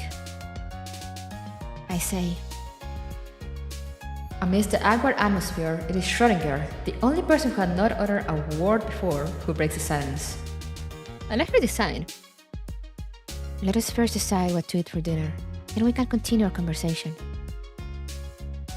With a poker face, she waves her right hand like a Japanese fortune cat, motioning them forward. Dinner time! What is this? In a tavern near the airport, Twintails blinks at a plate of fried meatballs on the dining table. Fried what? Rocky Mountain oysters. The mischievous big sister introduces them with a smile. For some reason, the girl with the single corkscrew ponytail sighs helplessly. The professor, she prefers to eat this, but I don't know if your lot can ever get used to them. Aren't these just oysters? It's not something I haven't already had before. That said, these do seem a little strange. Twintails takes a fork, throws disapprovingly at a piece, then carefully places it in her mouth as though she were eating dessert. Well, Although she had already felt something fishy when her fork pierced the meatball, it was only after it entered her mouth that she really began to feel her heart thump and palpitate with anxiety. The rubbery elastic texture is completely unlike the rich, complex flavors she expects from good seafood. This is definitely not some oyster. But then it's also unlikely any other chicken, beef, liver, or heart she had ever tasted. So what the hell is this? The meatballs aren't exactly unpalatable, but even then, that begins to etch itself onto Dr. Tesla's face. The Rocky Mountain oyster is an affectionate nickname. Oh no, what is it actually? After saying that she has swallowed the meatball completely, Professor Planck begins to explain without a moment's hesitation. As you see, this area is mountainous. During a time when technology for food preservation wasn't that well developed, there was no way for the cowboys here to eat real oysters. So these morsels that people from a coastal region would otherwise rarely ever eat, they decided to call them oysters, half out of consolation, half out of amusement. In everyday life, we have a lot of names for these things. However, if we want to be accurate, in a biological sense, we'll call them testicles. I see.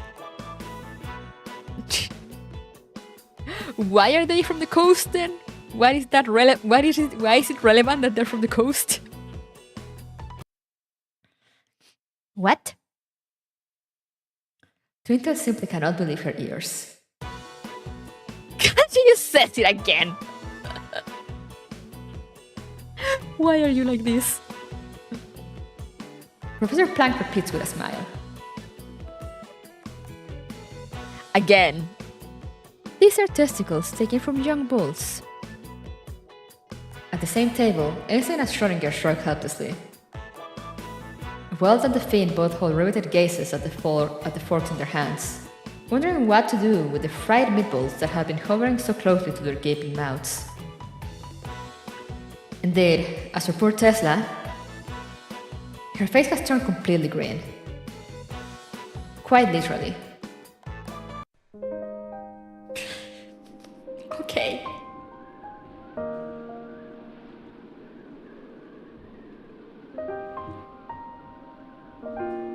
You can really feel the 2017 anime cringe emanating from every corner of this visual novel. I love it. Within the confines of a tavern, it is easy for people to ignore any change occurring in the outside world, in every sense of that term. By the time Weld and his party had eaten and drunk to their heart's content, settled their bills and checked out, snow was already falling outside, having begun some time prior.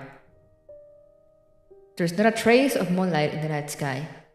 Instead, snowflakes swirl and float down gently under the tangerine streetlights, reflecting the shimmering brilliance of the starry sky, as if it were all some illusory dream. Oh, that's a cute CG.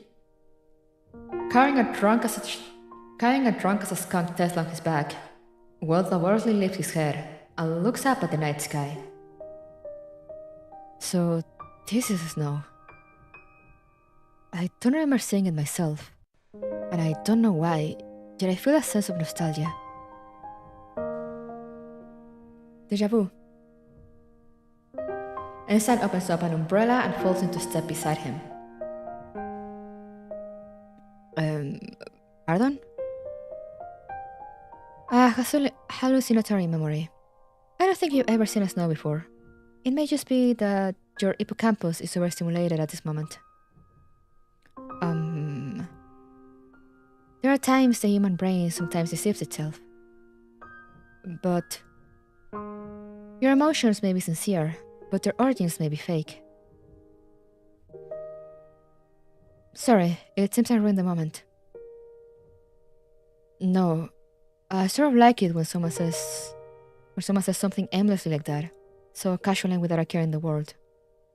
At least, it's more interesting than not saying a word.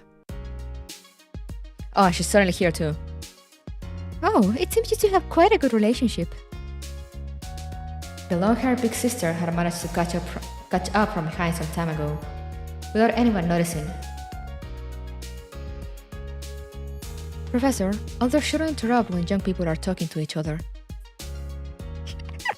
She's so mean, I love it. Baby Leisure is too cruel. Plank weeps in a faint and exaggerated manner. No, big sister is truly heartbroken. I had even planned to tell you some good news. Professor, it is silly to pretend to be cute with less than wholesome intentions. I am earnestly trying to be kind. All of you must be prepared for nighttime raids.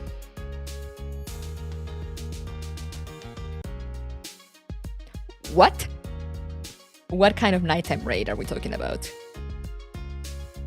The twice 17-year-old The twice 17-year-old girl suddenly puts on a pose, much like a model in an advertisement, and mimes a gesture of firing shots at their chests. Huh? The poor young man is clearly taken aback by the words nighttime raid. Einstein has no particular interest in stargazing. With this statement, Mobhead nails the true meaning of the so-called nighttime raid. The two women seemed to be familiar with each other's mannerisms, as if they were family. Uh-huh. When you get back to downtown London, you won't be able to see the stars even if you want to. And Haing, are you torn between two minds? The long-haired big sister wagged her index finger provocatively. But you'll have to sleep well tonight. Everyone needs to get up early tomorrow to travel to the site. So pedantic. You're the one who raised the idea of a nighttime raid in the first place. Of course. Us elders always tend to be a bit more pedantic. Suddenly, for some reason, Fang raises her head, gazing over Instin's head to stare at Walt. Don't you agree? Huh? Lizard is such a lovely girl. As an older brother, you should not bully her, yeah? Hey, brother? He just got brother zone. I guess I was wrong. Long-haired big sister responds pretentiously, as though she had already anticipated his response. Fair enough. In that case, a pet perhaps? Pet? What is this all about? I mean it literally. If I had to exaggerate a little. A slave? A living toy? That's preposterous. Hey, as long as you have a good master, you can undoubtedly live carefree and without worry. Pamper like a prince. What's wrong with that? Can't saw someone take this woman away from me. Schrödinger had discreetly squeezed herself within their company and now gazes disdainfully, with an unremitting ice-cold stare, at the pretentious expression on Planck's face. Teacher, I have something to say, but I don't know whether I should say it or not. Here comes my wet blanket Schrödinger, who can only ever speak ill of things. Thank you for your compliment, teacher. But I think, for you to say those things in a country whose foundations were rebuilt by Lincoln, it is grossly inappropriate. I knew there was never going to be any fun coming from your mouth. Why is everyone insane?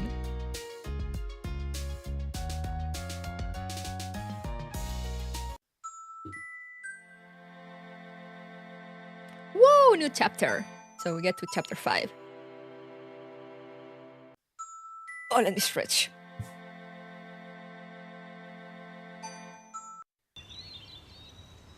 I love the jumps between scenes are so random at times. Like there's no preamble, there's no like little narration. It's like no, at one point they're exiting the tavern, they're new chapter, they're going to the site. Destination, Yellowstone Lake. Let's go. Oh, wait, they're going to Yellowstone? Oh, okay. Early next morning, as Blanca steps on the accelerator, the plump Volkswagen Type 2 camper van spits out a thick puff of hot air, then trundles forward, carrying everyone westwards out of Billings. Soon after boarding the van, the four in the rear begin to doze off, toppling and sprawling over the seats, probably because they had woken up so early. Laurel, Park City, Columbus, Reed Point, Graycliff, Big Timber.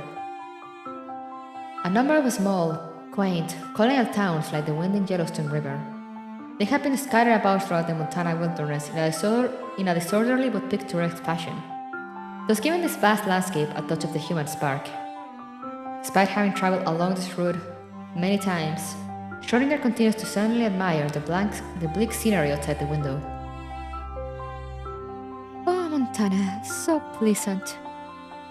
This wilderness, filled with serenity, is most suited for emptying your mind and calming your mood. It would be better if there were fewer people.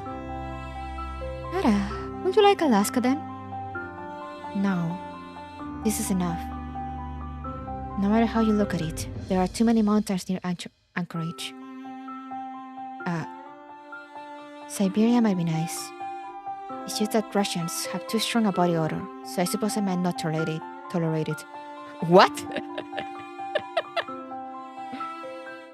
What?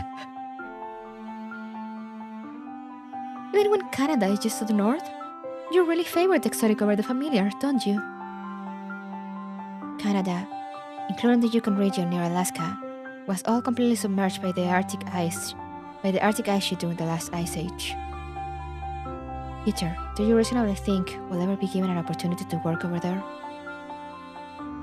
Be that as it may, was Siberia isn't under our jurisdiction at all, yeah?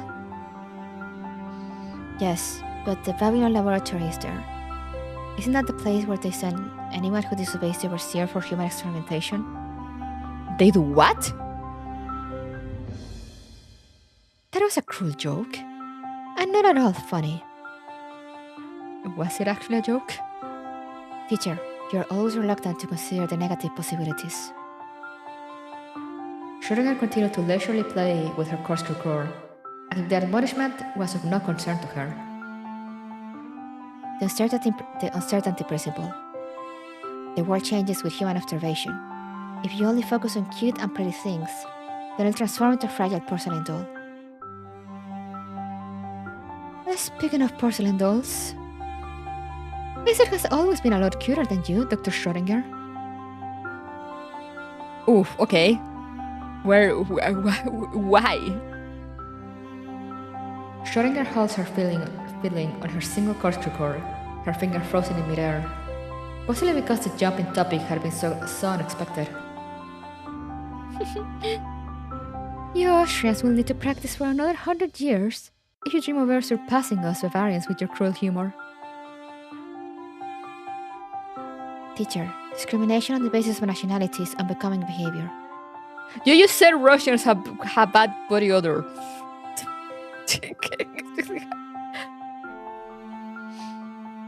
That is why you still need to cultivate yourself. Not only is your entire person steeped in a storm and drunk, but you're also a little out of touch with the common sensibilities. How can you ever find a boyfriend like this? The tears in her eyes. So, isn't that convincing enough as a reason for change? Schrödinger sighs helplessly. Must I really say this? Teacher, this is all about your own anxiety of being single. Isn't it getting a bit out of hand? Whoa! You meanie, that was totally not cute at all.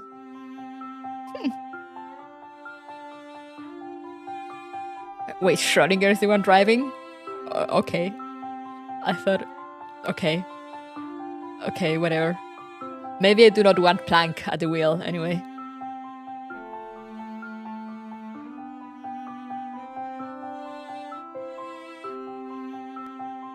Schrödinger's doing ranked racism, not casual.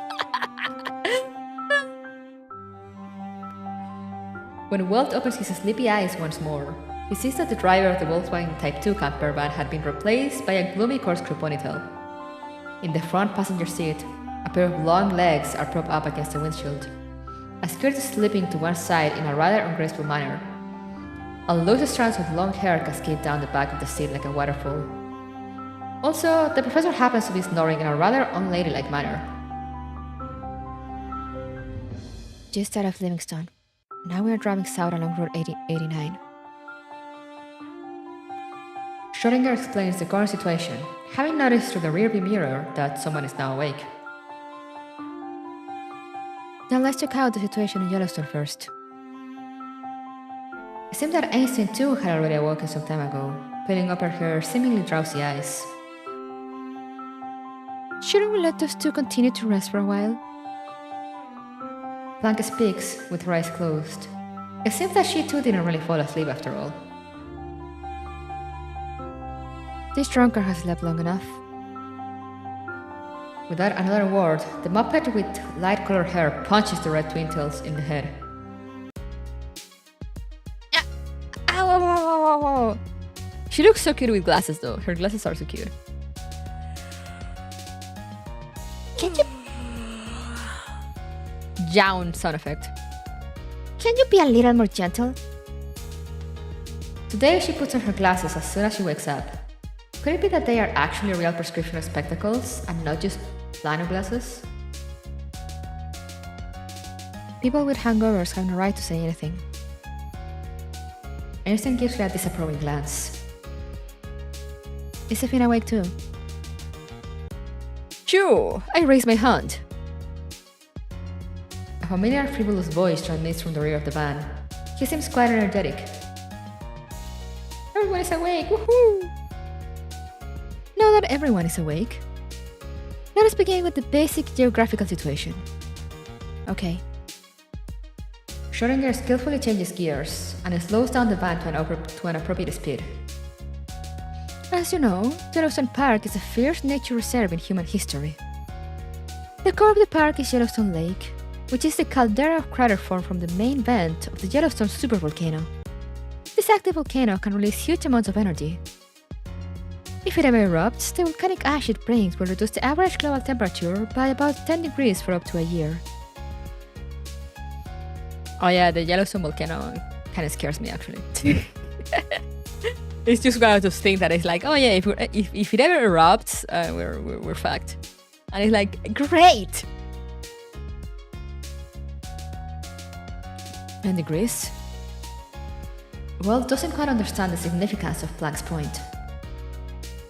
This means that, soon after the disaster, the overwhelming majority of tropical or subtropical crops will die off, resulting in failed harvests. If the response is not adequate, it is no exaggeration to say that devastating famines and plagues will spread throughout many countries. How? Relax, that's not something we should worry about in our lifetime.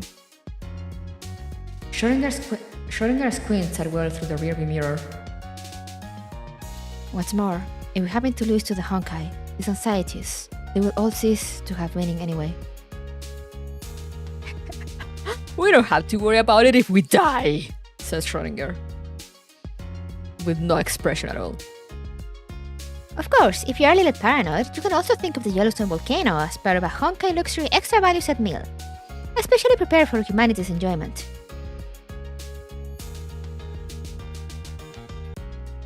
I sure am glad I will never have to deal with that. Yeah, right, Sonia. Looks out a window. Oh.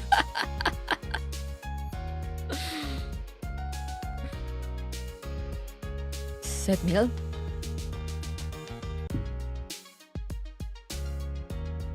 The destructive nature of Honkai can manifest in a myriad ways. Red Twin Tails adopt the pose of a lecturer.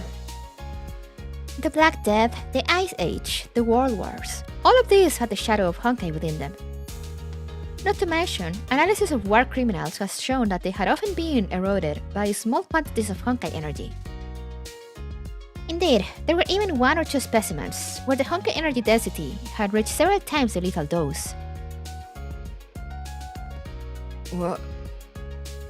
Generally speaking, the metabolic circumstances of male mammals are such that they have a strong allergic response to Honkai infections.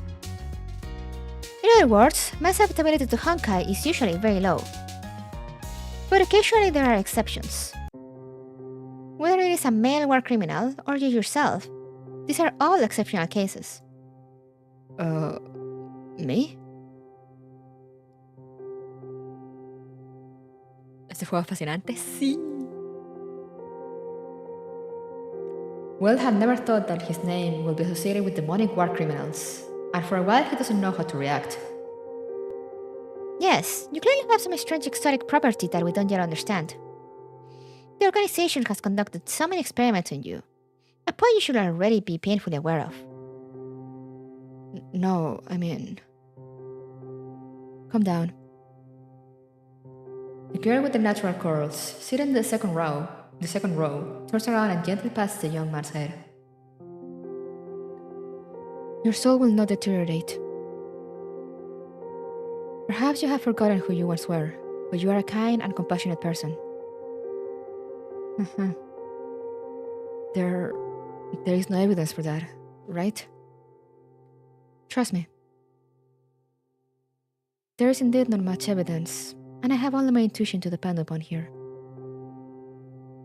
But please, trust in me. Einstein's eyes are warm but resolute. I love her. Alright. Let's get back to the main topic, shall we?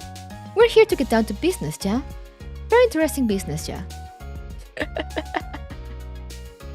Finally, no carbon-14 could be detected in the sample. From this comprehensive assessment, the last human activity in the ruins will have taken place around 50,000 BC, with a margin of error of no more than 1,000 years. That is all. It's still incredible. The Finn clasped his hands together, sinking into deep contemplation. I did not expect that during the era of the previous civilization, human activity was already present in North America. It's analogous to us having research stations in Antarctica. And it does not contradict our current understanding of the previous era. Blanc absentmindedly played with her long hair, as if in deliberate imitation of Schrödinger from before. No.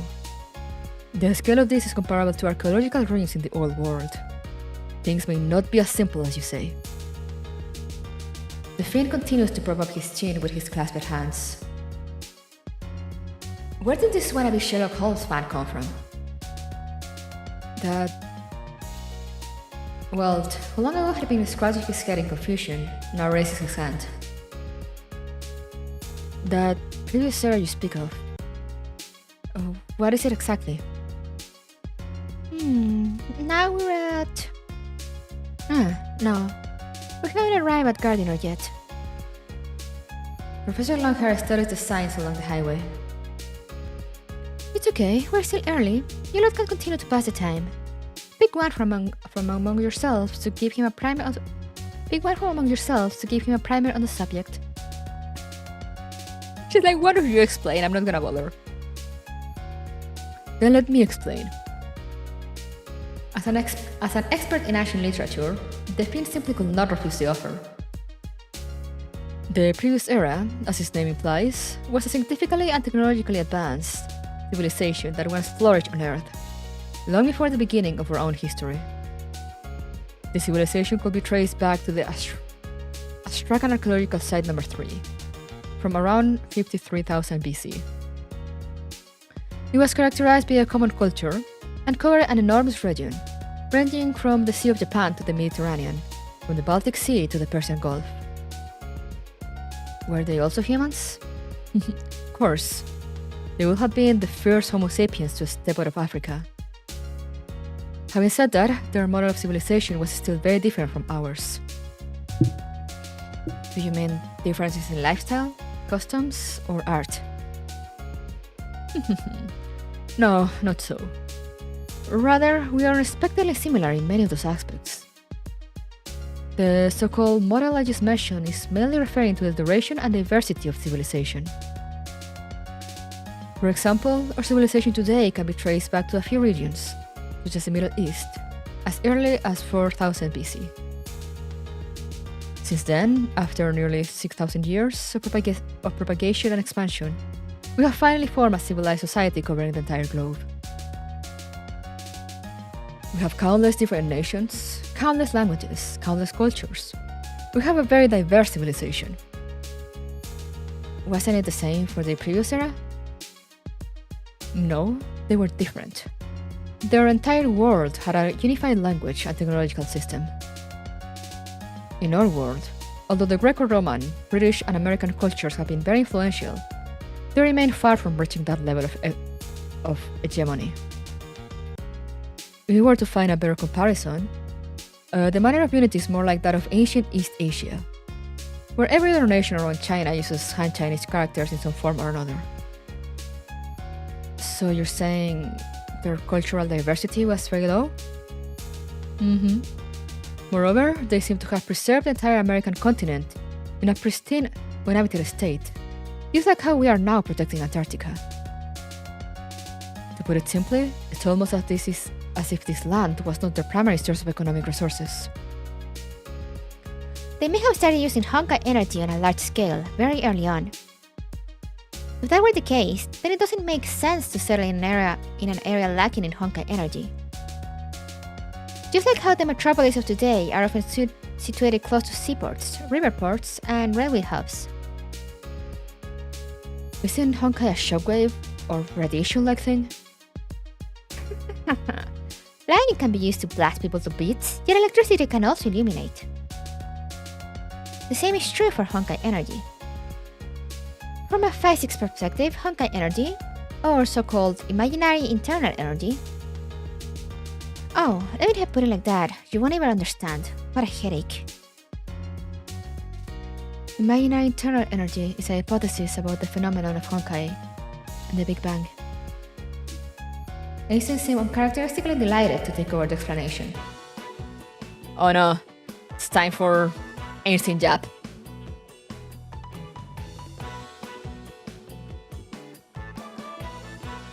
The second law of thermodynamics can be formulated as follows. If the entropy of a system decreases, it will inevitably cause the entropy of another system to rise by a greater margin.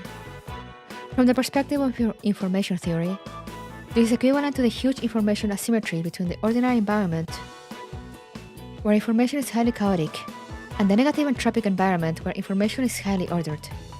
Historically, research has shown that Honkai energy and this information asymmetry have a strong interrelationship. Mathematically, the imaginary internal energy belongs to the collapsing, convergent manifold, while the so-called divergent manifold, that is, the four-dimensional space-time that we can usually perceive, contains the thermodynamic manifestation of the real internal energy. Together, this can be mathematically expressed as a higher-order complex function, and as a result, it can be used to predict Honkai fluctuations at the subatomic scale. Therefore, current researchers generally suspect that this imaginary internal energy is Honkai energy, or at least a major constituent of it.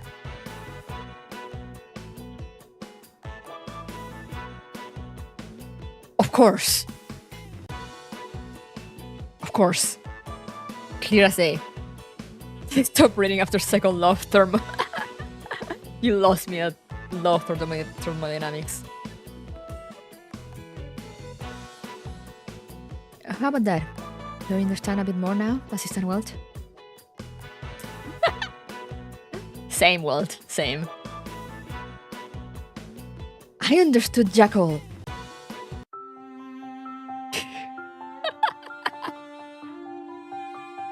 Fucking Einstein.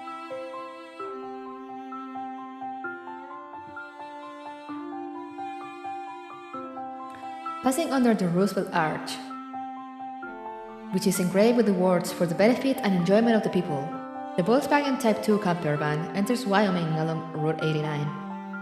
The scholars enthusiastically discuss all manner of technical details. Walt, who barely understood even the most elementary such details, can do nothing more than admire the scenery of the national park instead.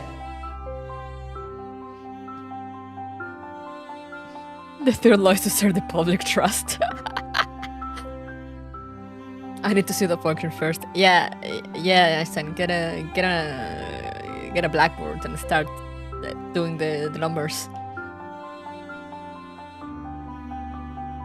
Mammoth Hot Springs, Swan Lake, Roaring Mountain, Firehole River. Americans sure have a quirky way of naming things. I was about to say, are those actual real names?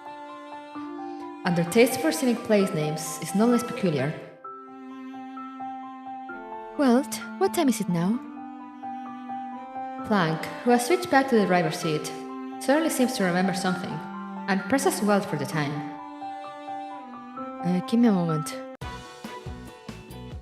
The young man, lacking a wristwatch, twists his body to grab the wrist of one of the girls in front of him. Just grabs another person's wrist to look at the time. Oi, do you choose death? Turning a deaf ear to Tesla's protest, Will desperately puts his life on the line and focuses his eyes on that small round surface. Report for the professor. It is 10:43. Piss off! The very low screaming in the background. Ah! There was also a slap sound. I don't know if you guys could hear it. But yeah, he got slapped. With a complete lack of restraint, Tesla flips her hand and strikes with her elbow with such force that she even dislodges her own glasses. At At once, a tragic mournful howl resonates throughout the entire band. There's a place in the US called Coming. Oh no, Joe, it's much worse than that. That was a person's last name.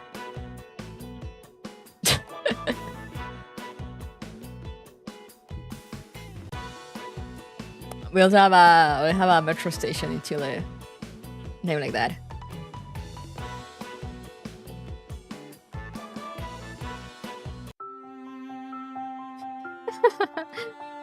Anyway, looks like we need to catch up.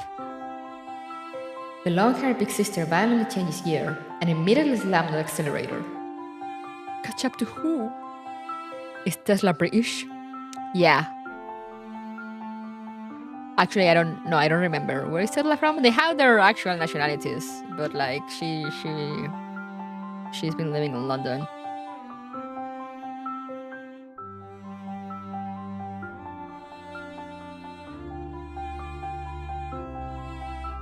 Tesla is Croatian, Serbian American.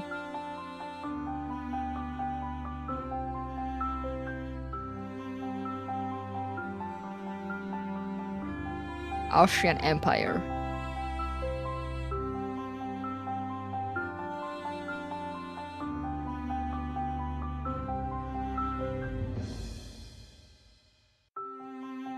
And the Einstein is from Germany. I mean, I'm pretty sure they have their actual. Yeah, Planck is from German, and Schrödinger,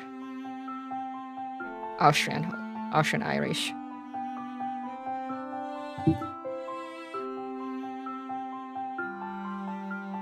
The piss off is so British. Is it? I have no idea.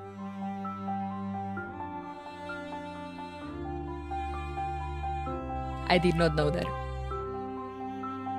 Those who are here for the first time, please look to your right. The camper suddenly lurches forward, first by passing several sapphire-colored springs, then crossing over a large bridge. Then it turns off the main highway and rushes up a relatively gentle slope, only to immediately perform a sharp brake with a 90-degree drift. Ah, we're going to crash! Save us! He's so dramatic. And right at this moment, with Walt still in a state of shock, a huge column of water, about 30 to 40 meters tall, shoots high into the air from a basin behind the hillside, spewing out a large quantity of white mist, much like a volcanic eruption. Oh, is that what she was trying to catch up to? Piece of meat! Yeah, okay, you're right. I see it. The old faithful geyser. What a coincidence that we can actually see it. Oh my, we've definitely hit the jackpot. Winter is indeed much more spectacular than summer. Although this attraction is named Old Faithful because it is very punctual, it actually has two intervals. 65 minutes and 91 minutes. The exact interval is said to depend on the size of each eruption. Then we... So how about that? Aren't we all very lucky today? Professor, please stop being a tease. This was not dumb luck. Especially given that the park forecasts and updates the eruption times every day. Schrödinger? Always, no matter the situation, you just see something, anything, and all sorts of mystery and wonder is dispelled. Thank you. That is indeed my strength. I love Schrödinger too. They are going off the rails. The memories.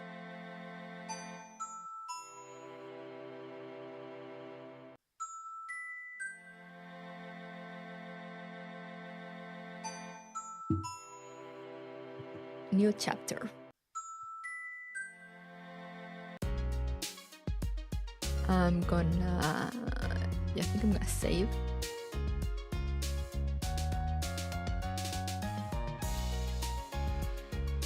And just double check.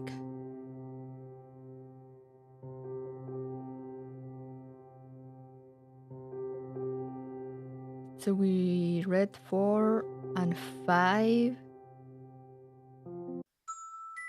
And this, so we should be on 6, right? Yeah. So I'm just gonna write that down before I forget. Because otherwise I will forget. I will forget, guys.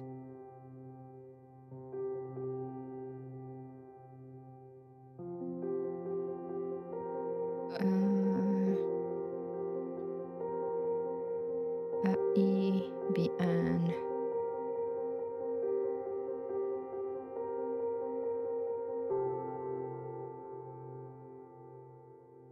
So we're at 4 and 5. So we're going now to chapter 6. Next time we'll start on chapter 6. Noted in the Lopiar notebook. Exactly. I could have read one more if I hadn't jabbed so long, but you know, we love the jabbing. I could actually read one more if I weren't tired. I woke up at 5 a.m. so for now we're gonna leave it up to here. Let's just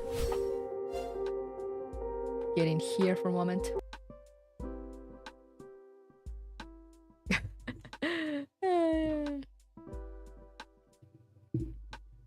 Also, I need to say my voice is tomorrow. I'll have to read again.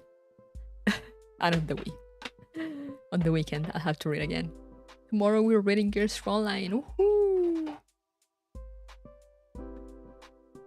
I am ready for peak cinema tomorrow. But yeah, I'm gonna be continuing Honkai on Fridays. Probably every other Friday. So like not all weeks. Like not all Fridays, just every other Friday.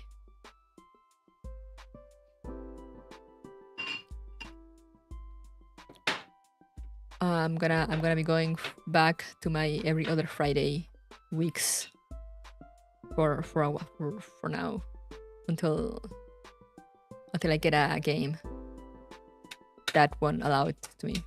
If Mika allows it, no, Mika is on the weekend, so it's fine.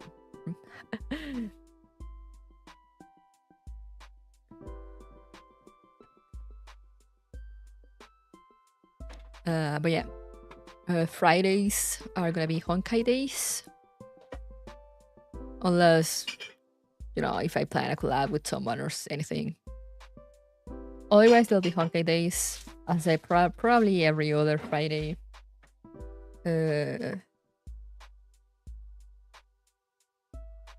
So like next Friday, there won't be a Friday stream. Yeah, it was Final Fantasy Friday before. Until I finish it,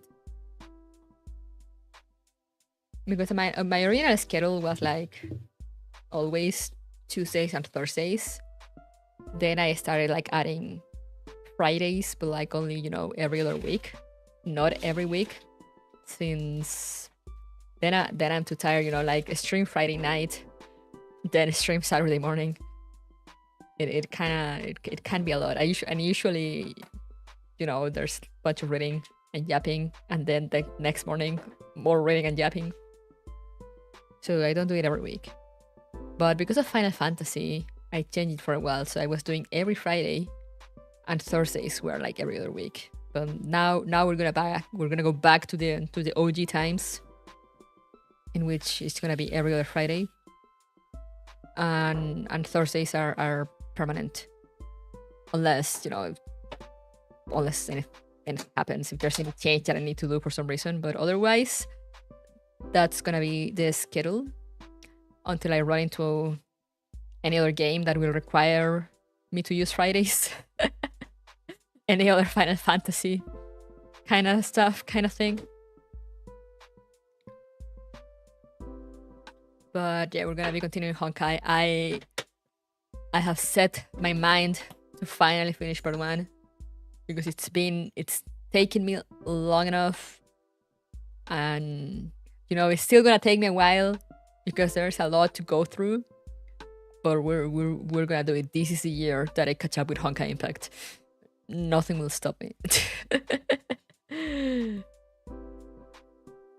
13 Sentinels. I think I'll go back to 13 Sentinels after I wanna do Sonic Shadow Generations starting next week. And after that, I'll probably go back to 13 Sentinels because 13 Sentinels was pretty good. And people keep bringing up 13 Sentinels of my, you know, it's like one of the only games that they keep bringing up from my pending games, my unfinished games. So we'll probably go back to that after Sonic Shadow.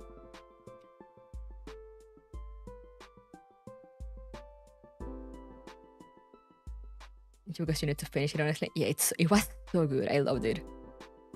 I said I made the mistake of starting too many games at one point in my life. And I'm still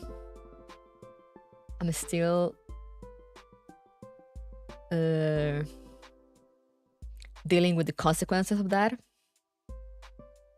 But we're slowly catching up, you know. I finished Final Fantasy 16. Probably gonna drop Starfield, honestly. I don't think anyone is interested in a Starfield. I am barely interested in a Starfield.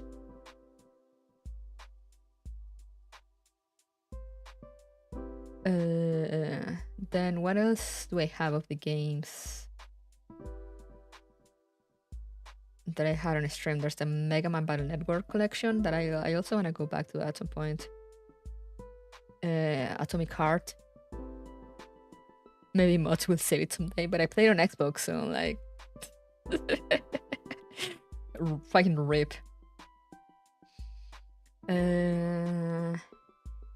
Dragon Age, I don't know. I was streaming Inquisition, but I don't know if I'll go back to it because, you know, I played it for a bit. I streamed it for a bit, and it does feel like those games that kind of just better to do on my own. But I'll think about it.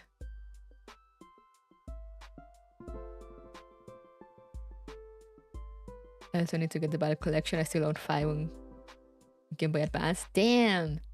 Yeah, no, I love it. And I think that's it, honestly. Because, you know, if I drop a Starfield, that's one less. There's a bunch of other games here that I've done on stream, but they're kind of like one-offs that maybe I'll do every now and then. Not every game is a stream game, even if it's a good game. Yeah, exactly. You know, like Inscription. Like, I played Inscription. I love Inscription. And that could have served as a stream game, I feel. But also I feel like it will have given up too many chances for like backseating and spoilers. So might have been better that I played it on my own.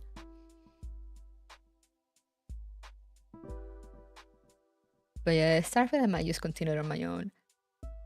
I was having fun with it, but, you know, it was nothing out of the ordinary. It's just like, it's good to kind of waste time on it. But it's nothing like, wow, look at this.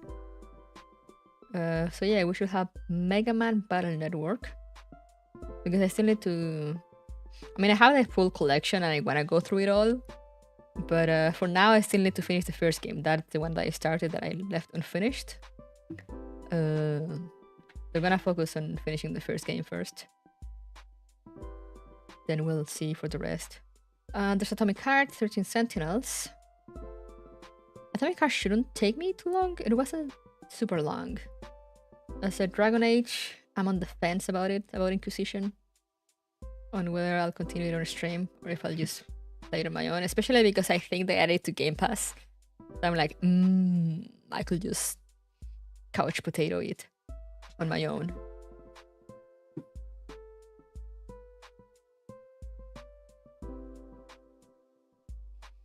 Everything can be a stream game if you don't have an actual life, but if like you have to actually do things, you need to think about what you stream more. Yeah, no, and I mean, I know. Besides that, it also goes with like personality. Because, you know, like outside of yapping sessions, that sometimes we have like very long yapping sessions. Before and after streams. Usually when I get into a game, I really like get into the game. So that like unless something happens or someone brings up something, I rarely start like yapping in between. It has happened, but it's not a regular occurrence. So I kind of need this game where like there's kind of things happening for me to comment on. Yeah, I lock in.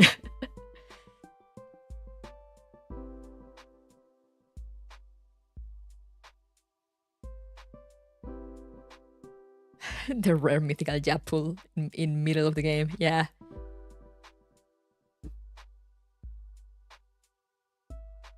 And Inquisition was fun, but I was still very early in the game, and very early in the game there's not much dialogue because there's a lot of like just going around and completing like side missions, so you can like increase your reputation, I think, so then you can continue the story.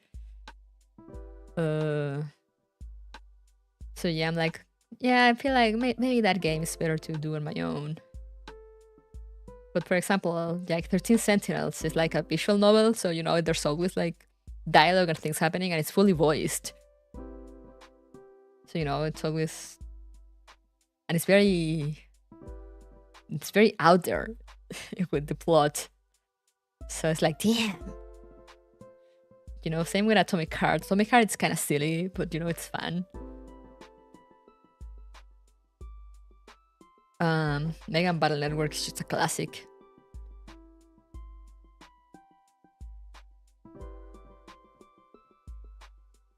So there are games for me that I sometimes feel like, yeah, I could stream this, and some others that I'm just like, nah.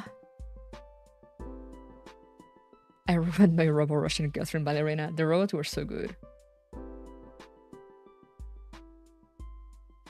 And like I said, I tried to stream, games like RPGs, like kind of like Starfield, Dragon Age. One that would fall on the similar categories would be like, Skyrim, just very open world kind of stuff. That I feel I'm not that good at streaming them because I feel like I don't know what to do or where to go. So yeah, it's both of those things. It's also like you say that I actually, I have a job, I have all the responsibilities, so I can't just stream every single game that I want to play. But it's also that it's just games that kind of mesh well with my quote-unquote streamer personality, because I'm not a very yappy person like let's say Maple. I love crying with Maple because Maple usually fills the silence for me. and I can go off her, She can do a 6 hour, but not because she has a skill issue. Exactly. That's also why games are mostly, I kind of like games sometimes are like mostly vibes, they're like those quote unquote atmospheric games. But I'm like, with a few exceptions, like Greece and now Neva, that I want to play Neva, the following game from them.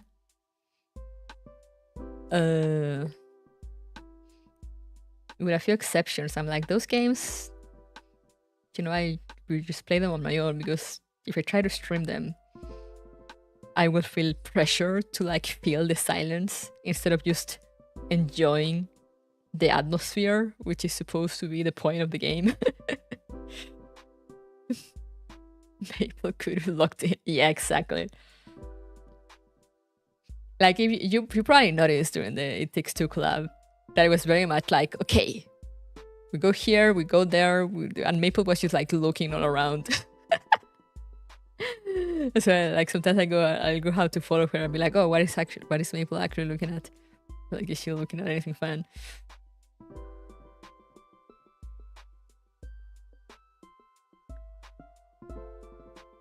So yeah, stuff like visual novels or like platformers, action games. You know, stuff like that I feel like I can do. Because, you know, there's like, you know, like more narrative heavy games, regardless of genre. You know, as long as there's like stuff happening, like plot developing.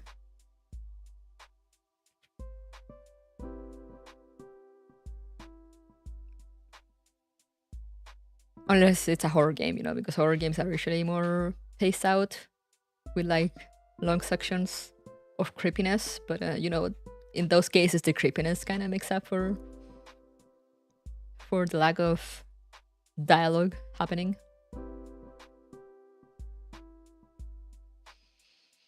But yeah, that's also why you're gonna see on my rank one, if you check my rank one, where I have like all my infinite game backlog, you will see now that there's labels on them. So like I'm labeling the games that are like on stream and off stream, and now I'm just putting everything on there, whether I'm playing it on a stream or off a stream, so you guys can judge me for what I play. I guess.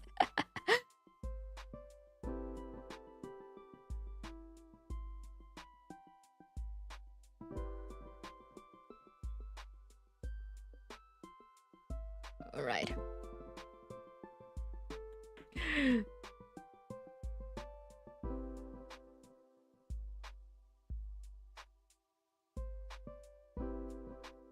But yeah, so you're gonna see a lot of games that I might, you know, that I wanna play, but I might not do it on stream. Organizing is fun and also torture, yeah. Also because it helped me to, you know, kind of keep track of games that I'm like, oh, you know, that game looks good, I wanna play it. Then I won't forget.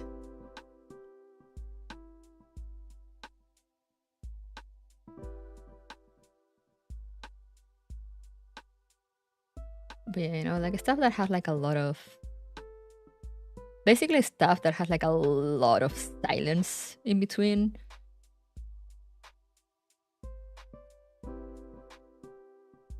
I might just play it on my own. You know, like a bit, because like I might like it, but I'm like, okay, I'm gonna feel pressure if I stream this, because like the game is not saying anything.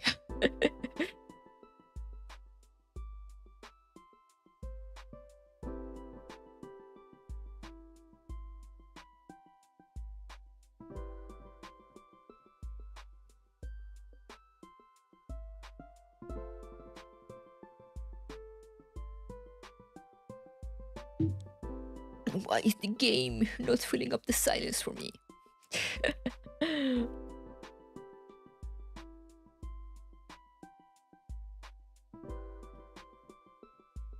But yeah, and that also adds to what you said of like,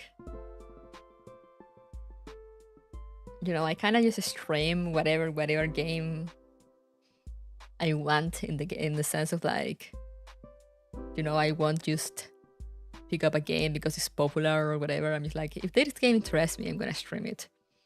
But now I also check sometimes, like, oh, is this game actually like a stream game, or is it just a game for me? Which is also why I said it might start happening that maybe sometimes I'll try a game on stream, and then I'll be like, yeah, you know what, I don't feel like this is a stream game for me, and then I'll just finish it on my own, instead of forcing myself to finish it on a stream.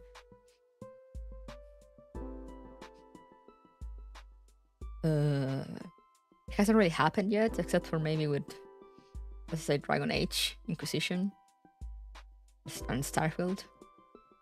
I also have asked Libra, which I'm also considering where to stream it or just play it on my own. It seemed really fun. It was really fun.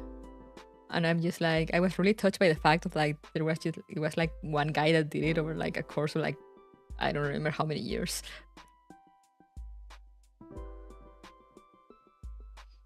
But you know, it seems to have a bunch of like going into places and exploring and leveling up. So I'm like, maybe I should play it on my own. It's trying to kind of mainstream now. Yeah, I mean, it's insane. And like, for example, the Hoyo games themselves, you know, like Star Rail and Sunless. Like, I stopped streaming them. Because also it was just too hard to keep up with the constant updates. And also leave time for other games that I wanted to play. And I'm like, yeah, I'm just gonna play them on my own. And now I don't really worry whether I'm up to date or not. Like, I'm super behind on Star Rail. I caught up with Sunless, but like only recently. Now I'll probably play the new update when it comes out because I'm interested in it. But like, you know, I don't stress over the fact of like, oh, there's a new update, I have to play it like right away. I'm like, nah, whatever.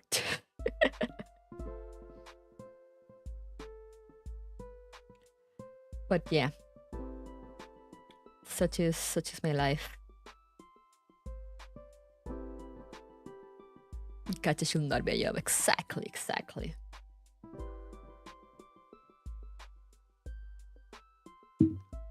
You know, I have more than enough gacha in this channel with like Mika games and Reverse 1999. So I don't need Hoyo in the mix. So I wanna leave a space for actual games. Gacha should be a job, at least I will enjoy it. It's easier, I feel, especially for the Hoyo games, if you're like a full-time streamer, because the updates are usually not long. They tend to be like, what, maybe around 4 hours or so. Sometimes even shorter. So, you know, if you're a full-time streamer, you just stream it. You just pick a day, you know, stream the entire thing in one go, and then you move on. But for me, that is not the case.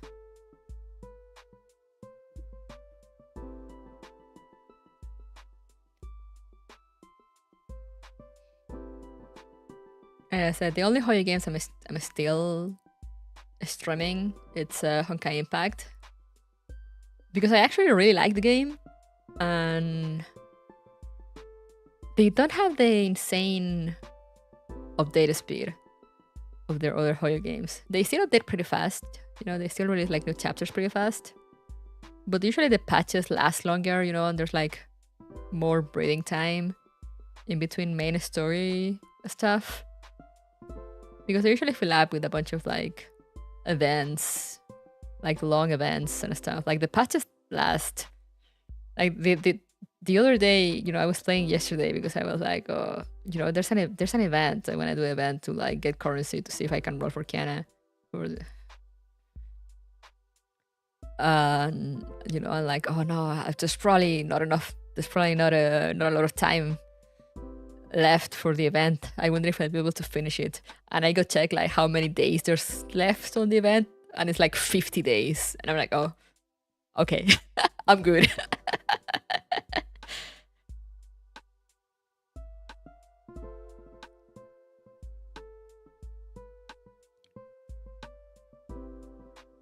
Like there are Final Fantasy 14 streamers and WoW streamers. Yeah, no, exactly. Okay, but combat is so good that when Genshin came out, I was disappointed. Yeah, that was pretty much all my Hoyo friends. You know, because they were... I have a few friends that were very big Honkai Impact fans. So, you know, they were excited at first when Genshin was announced because, you know, open world, Honkai. And then they were thoroughly disappointed.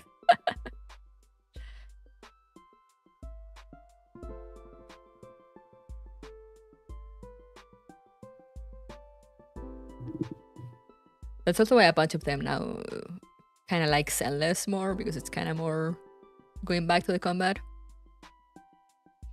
But yeah, I really like Honkai, despite how it's also very greedy with the pools and whatnot. But in spite of that, I'm like, oh hey, it's fun. Combat is fun. Also, they give you the level units to the main story.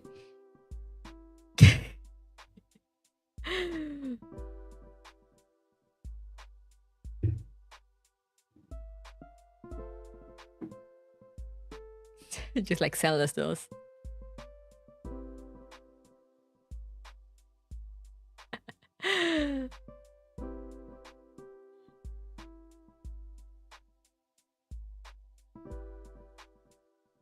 And I love that, I love that they just give you the units to a story. Because one, you don't need to worry about whether you have like the character properly leveled to clear story content and whatnot. And two, it's lore accurate. Right, baby?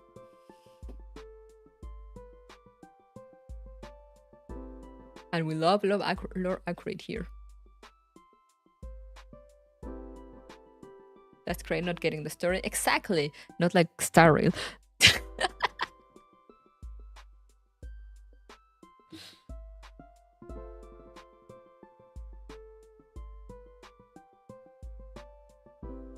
Miyabi cruising is lore accurate.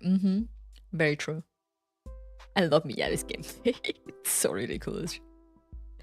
She hits like a train for no reason. I love her.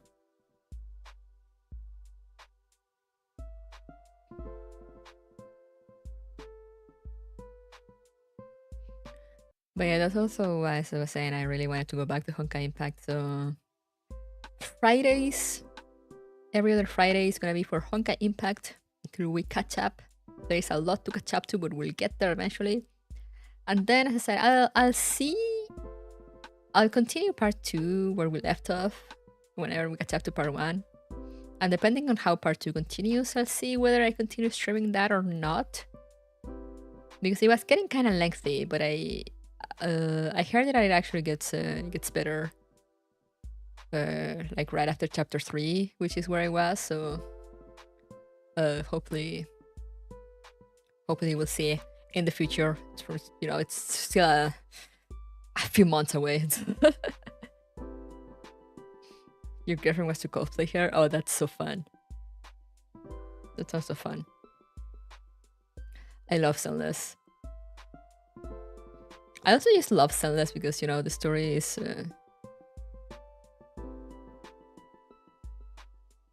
I really like their writing, even though it doesn't really go, like, super deep at times, but it's just fun, The characters are fun. The story pace is good. It's not, like, overly long. It's actually... The chapters are actually pretty short.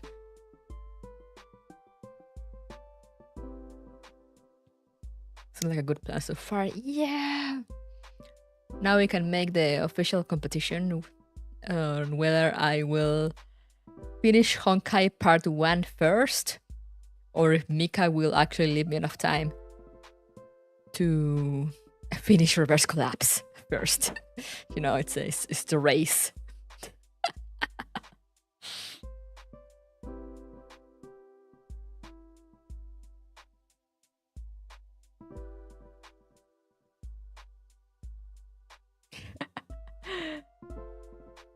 Mika, please. Mika, give me a break. I need to Reverse Collapse. Mika, please. We're crying out loud.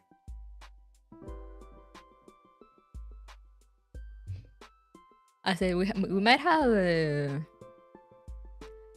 2 Saturdays maybe of long streams.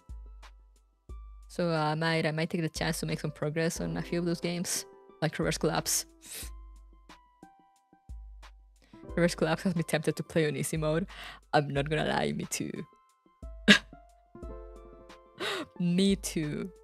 So far I have managed in a standard though, so we're gonna keep pushing, but my god, it's been alright. Kuru wants updates. No, I do not want updates. The worst part is that how much time is left of the Centaur Race event? When does that end? Because, you know, as soon as it ends, they're gonna drop the next thing. And I'm like, please. Please give me a break. Where is it? Where is the event announcement thingy?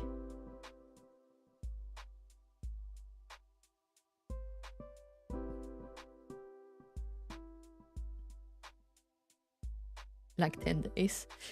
Ugh. Time limited event, Sakura Cafe. February 27, March 19.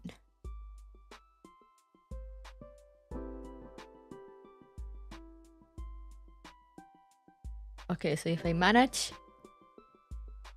I should be able to finish the event. I've heard it's a bit on the longer side, but I should be able to finish this weekend, right?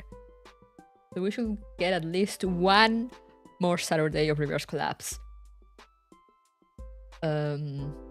Before they release whatever comes next. Which should be Aphelion.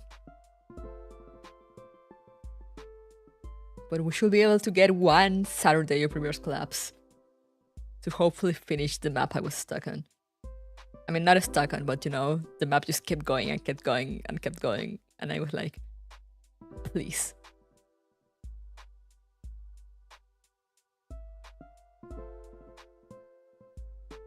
So yeah, next Saturday, reverse collapse.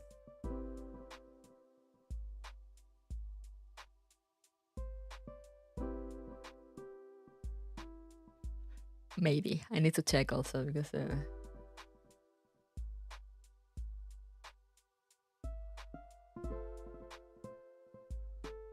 I think my sister might be counting the date, so I might be taking the day off. We'll see.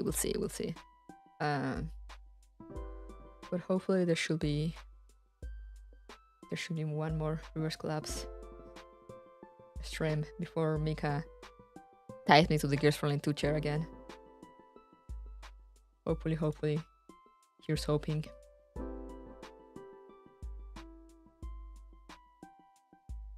But yeah, for now, I'm gonna go to bed. So thank you guys so much for coming. Remember to stay safe, stay hydrated. My cat is climbing on my shoulder for some reason.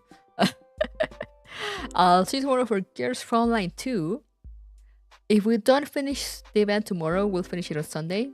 If we do finish the event tomorrow, we'll start the next Neurocloud event that I have pending.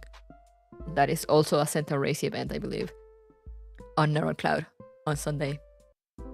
But yeah, either way, it will be a Mika game. So yeah, hopefully, guys, I'll see you tomorrow. If not, I'll see you whenever I see you. So bye bye.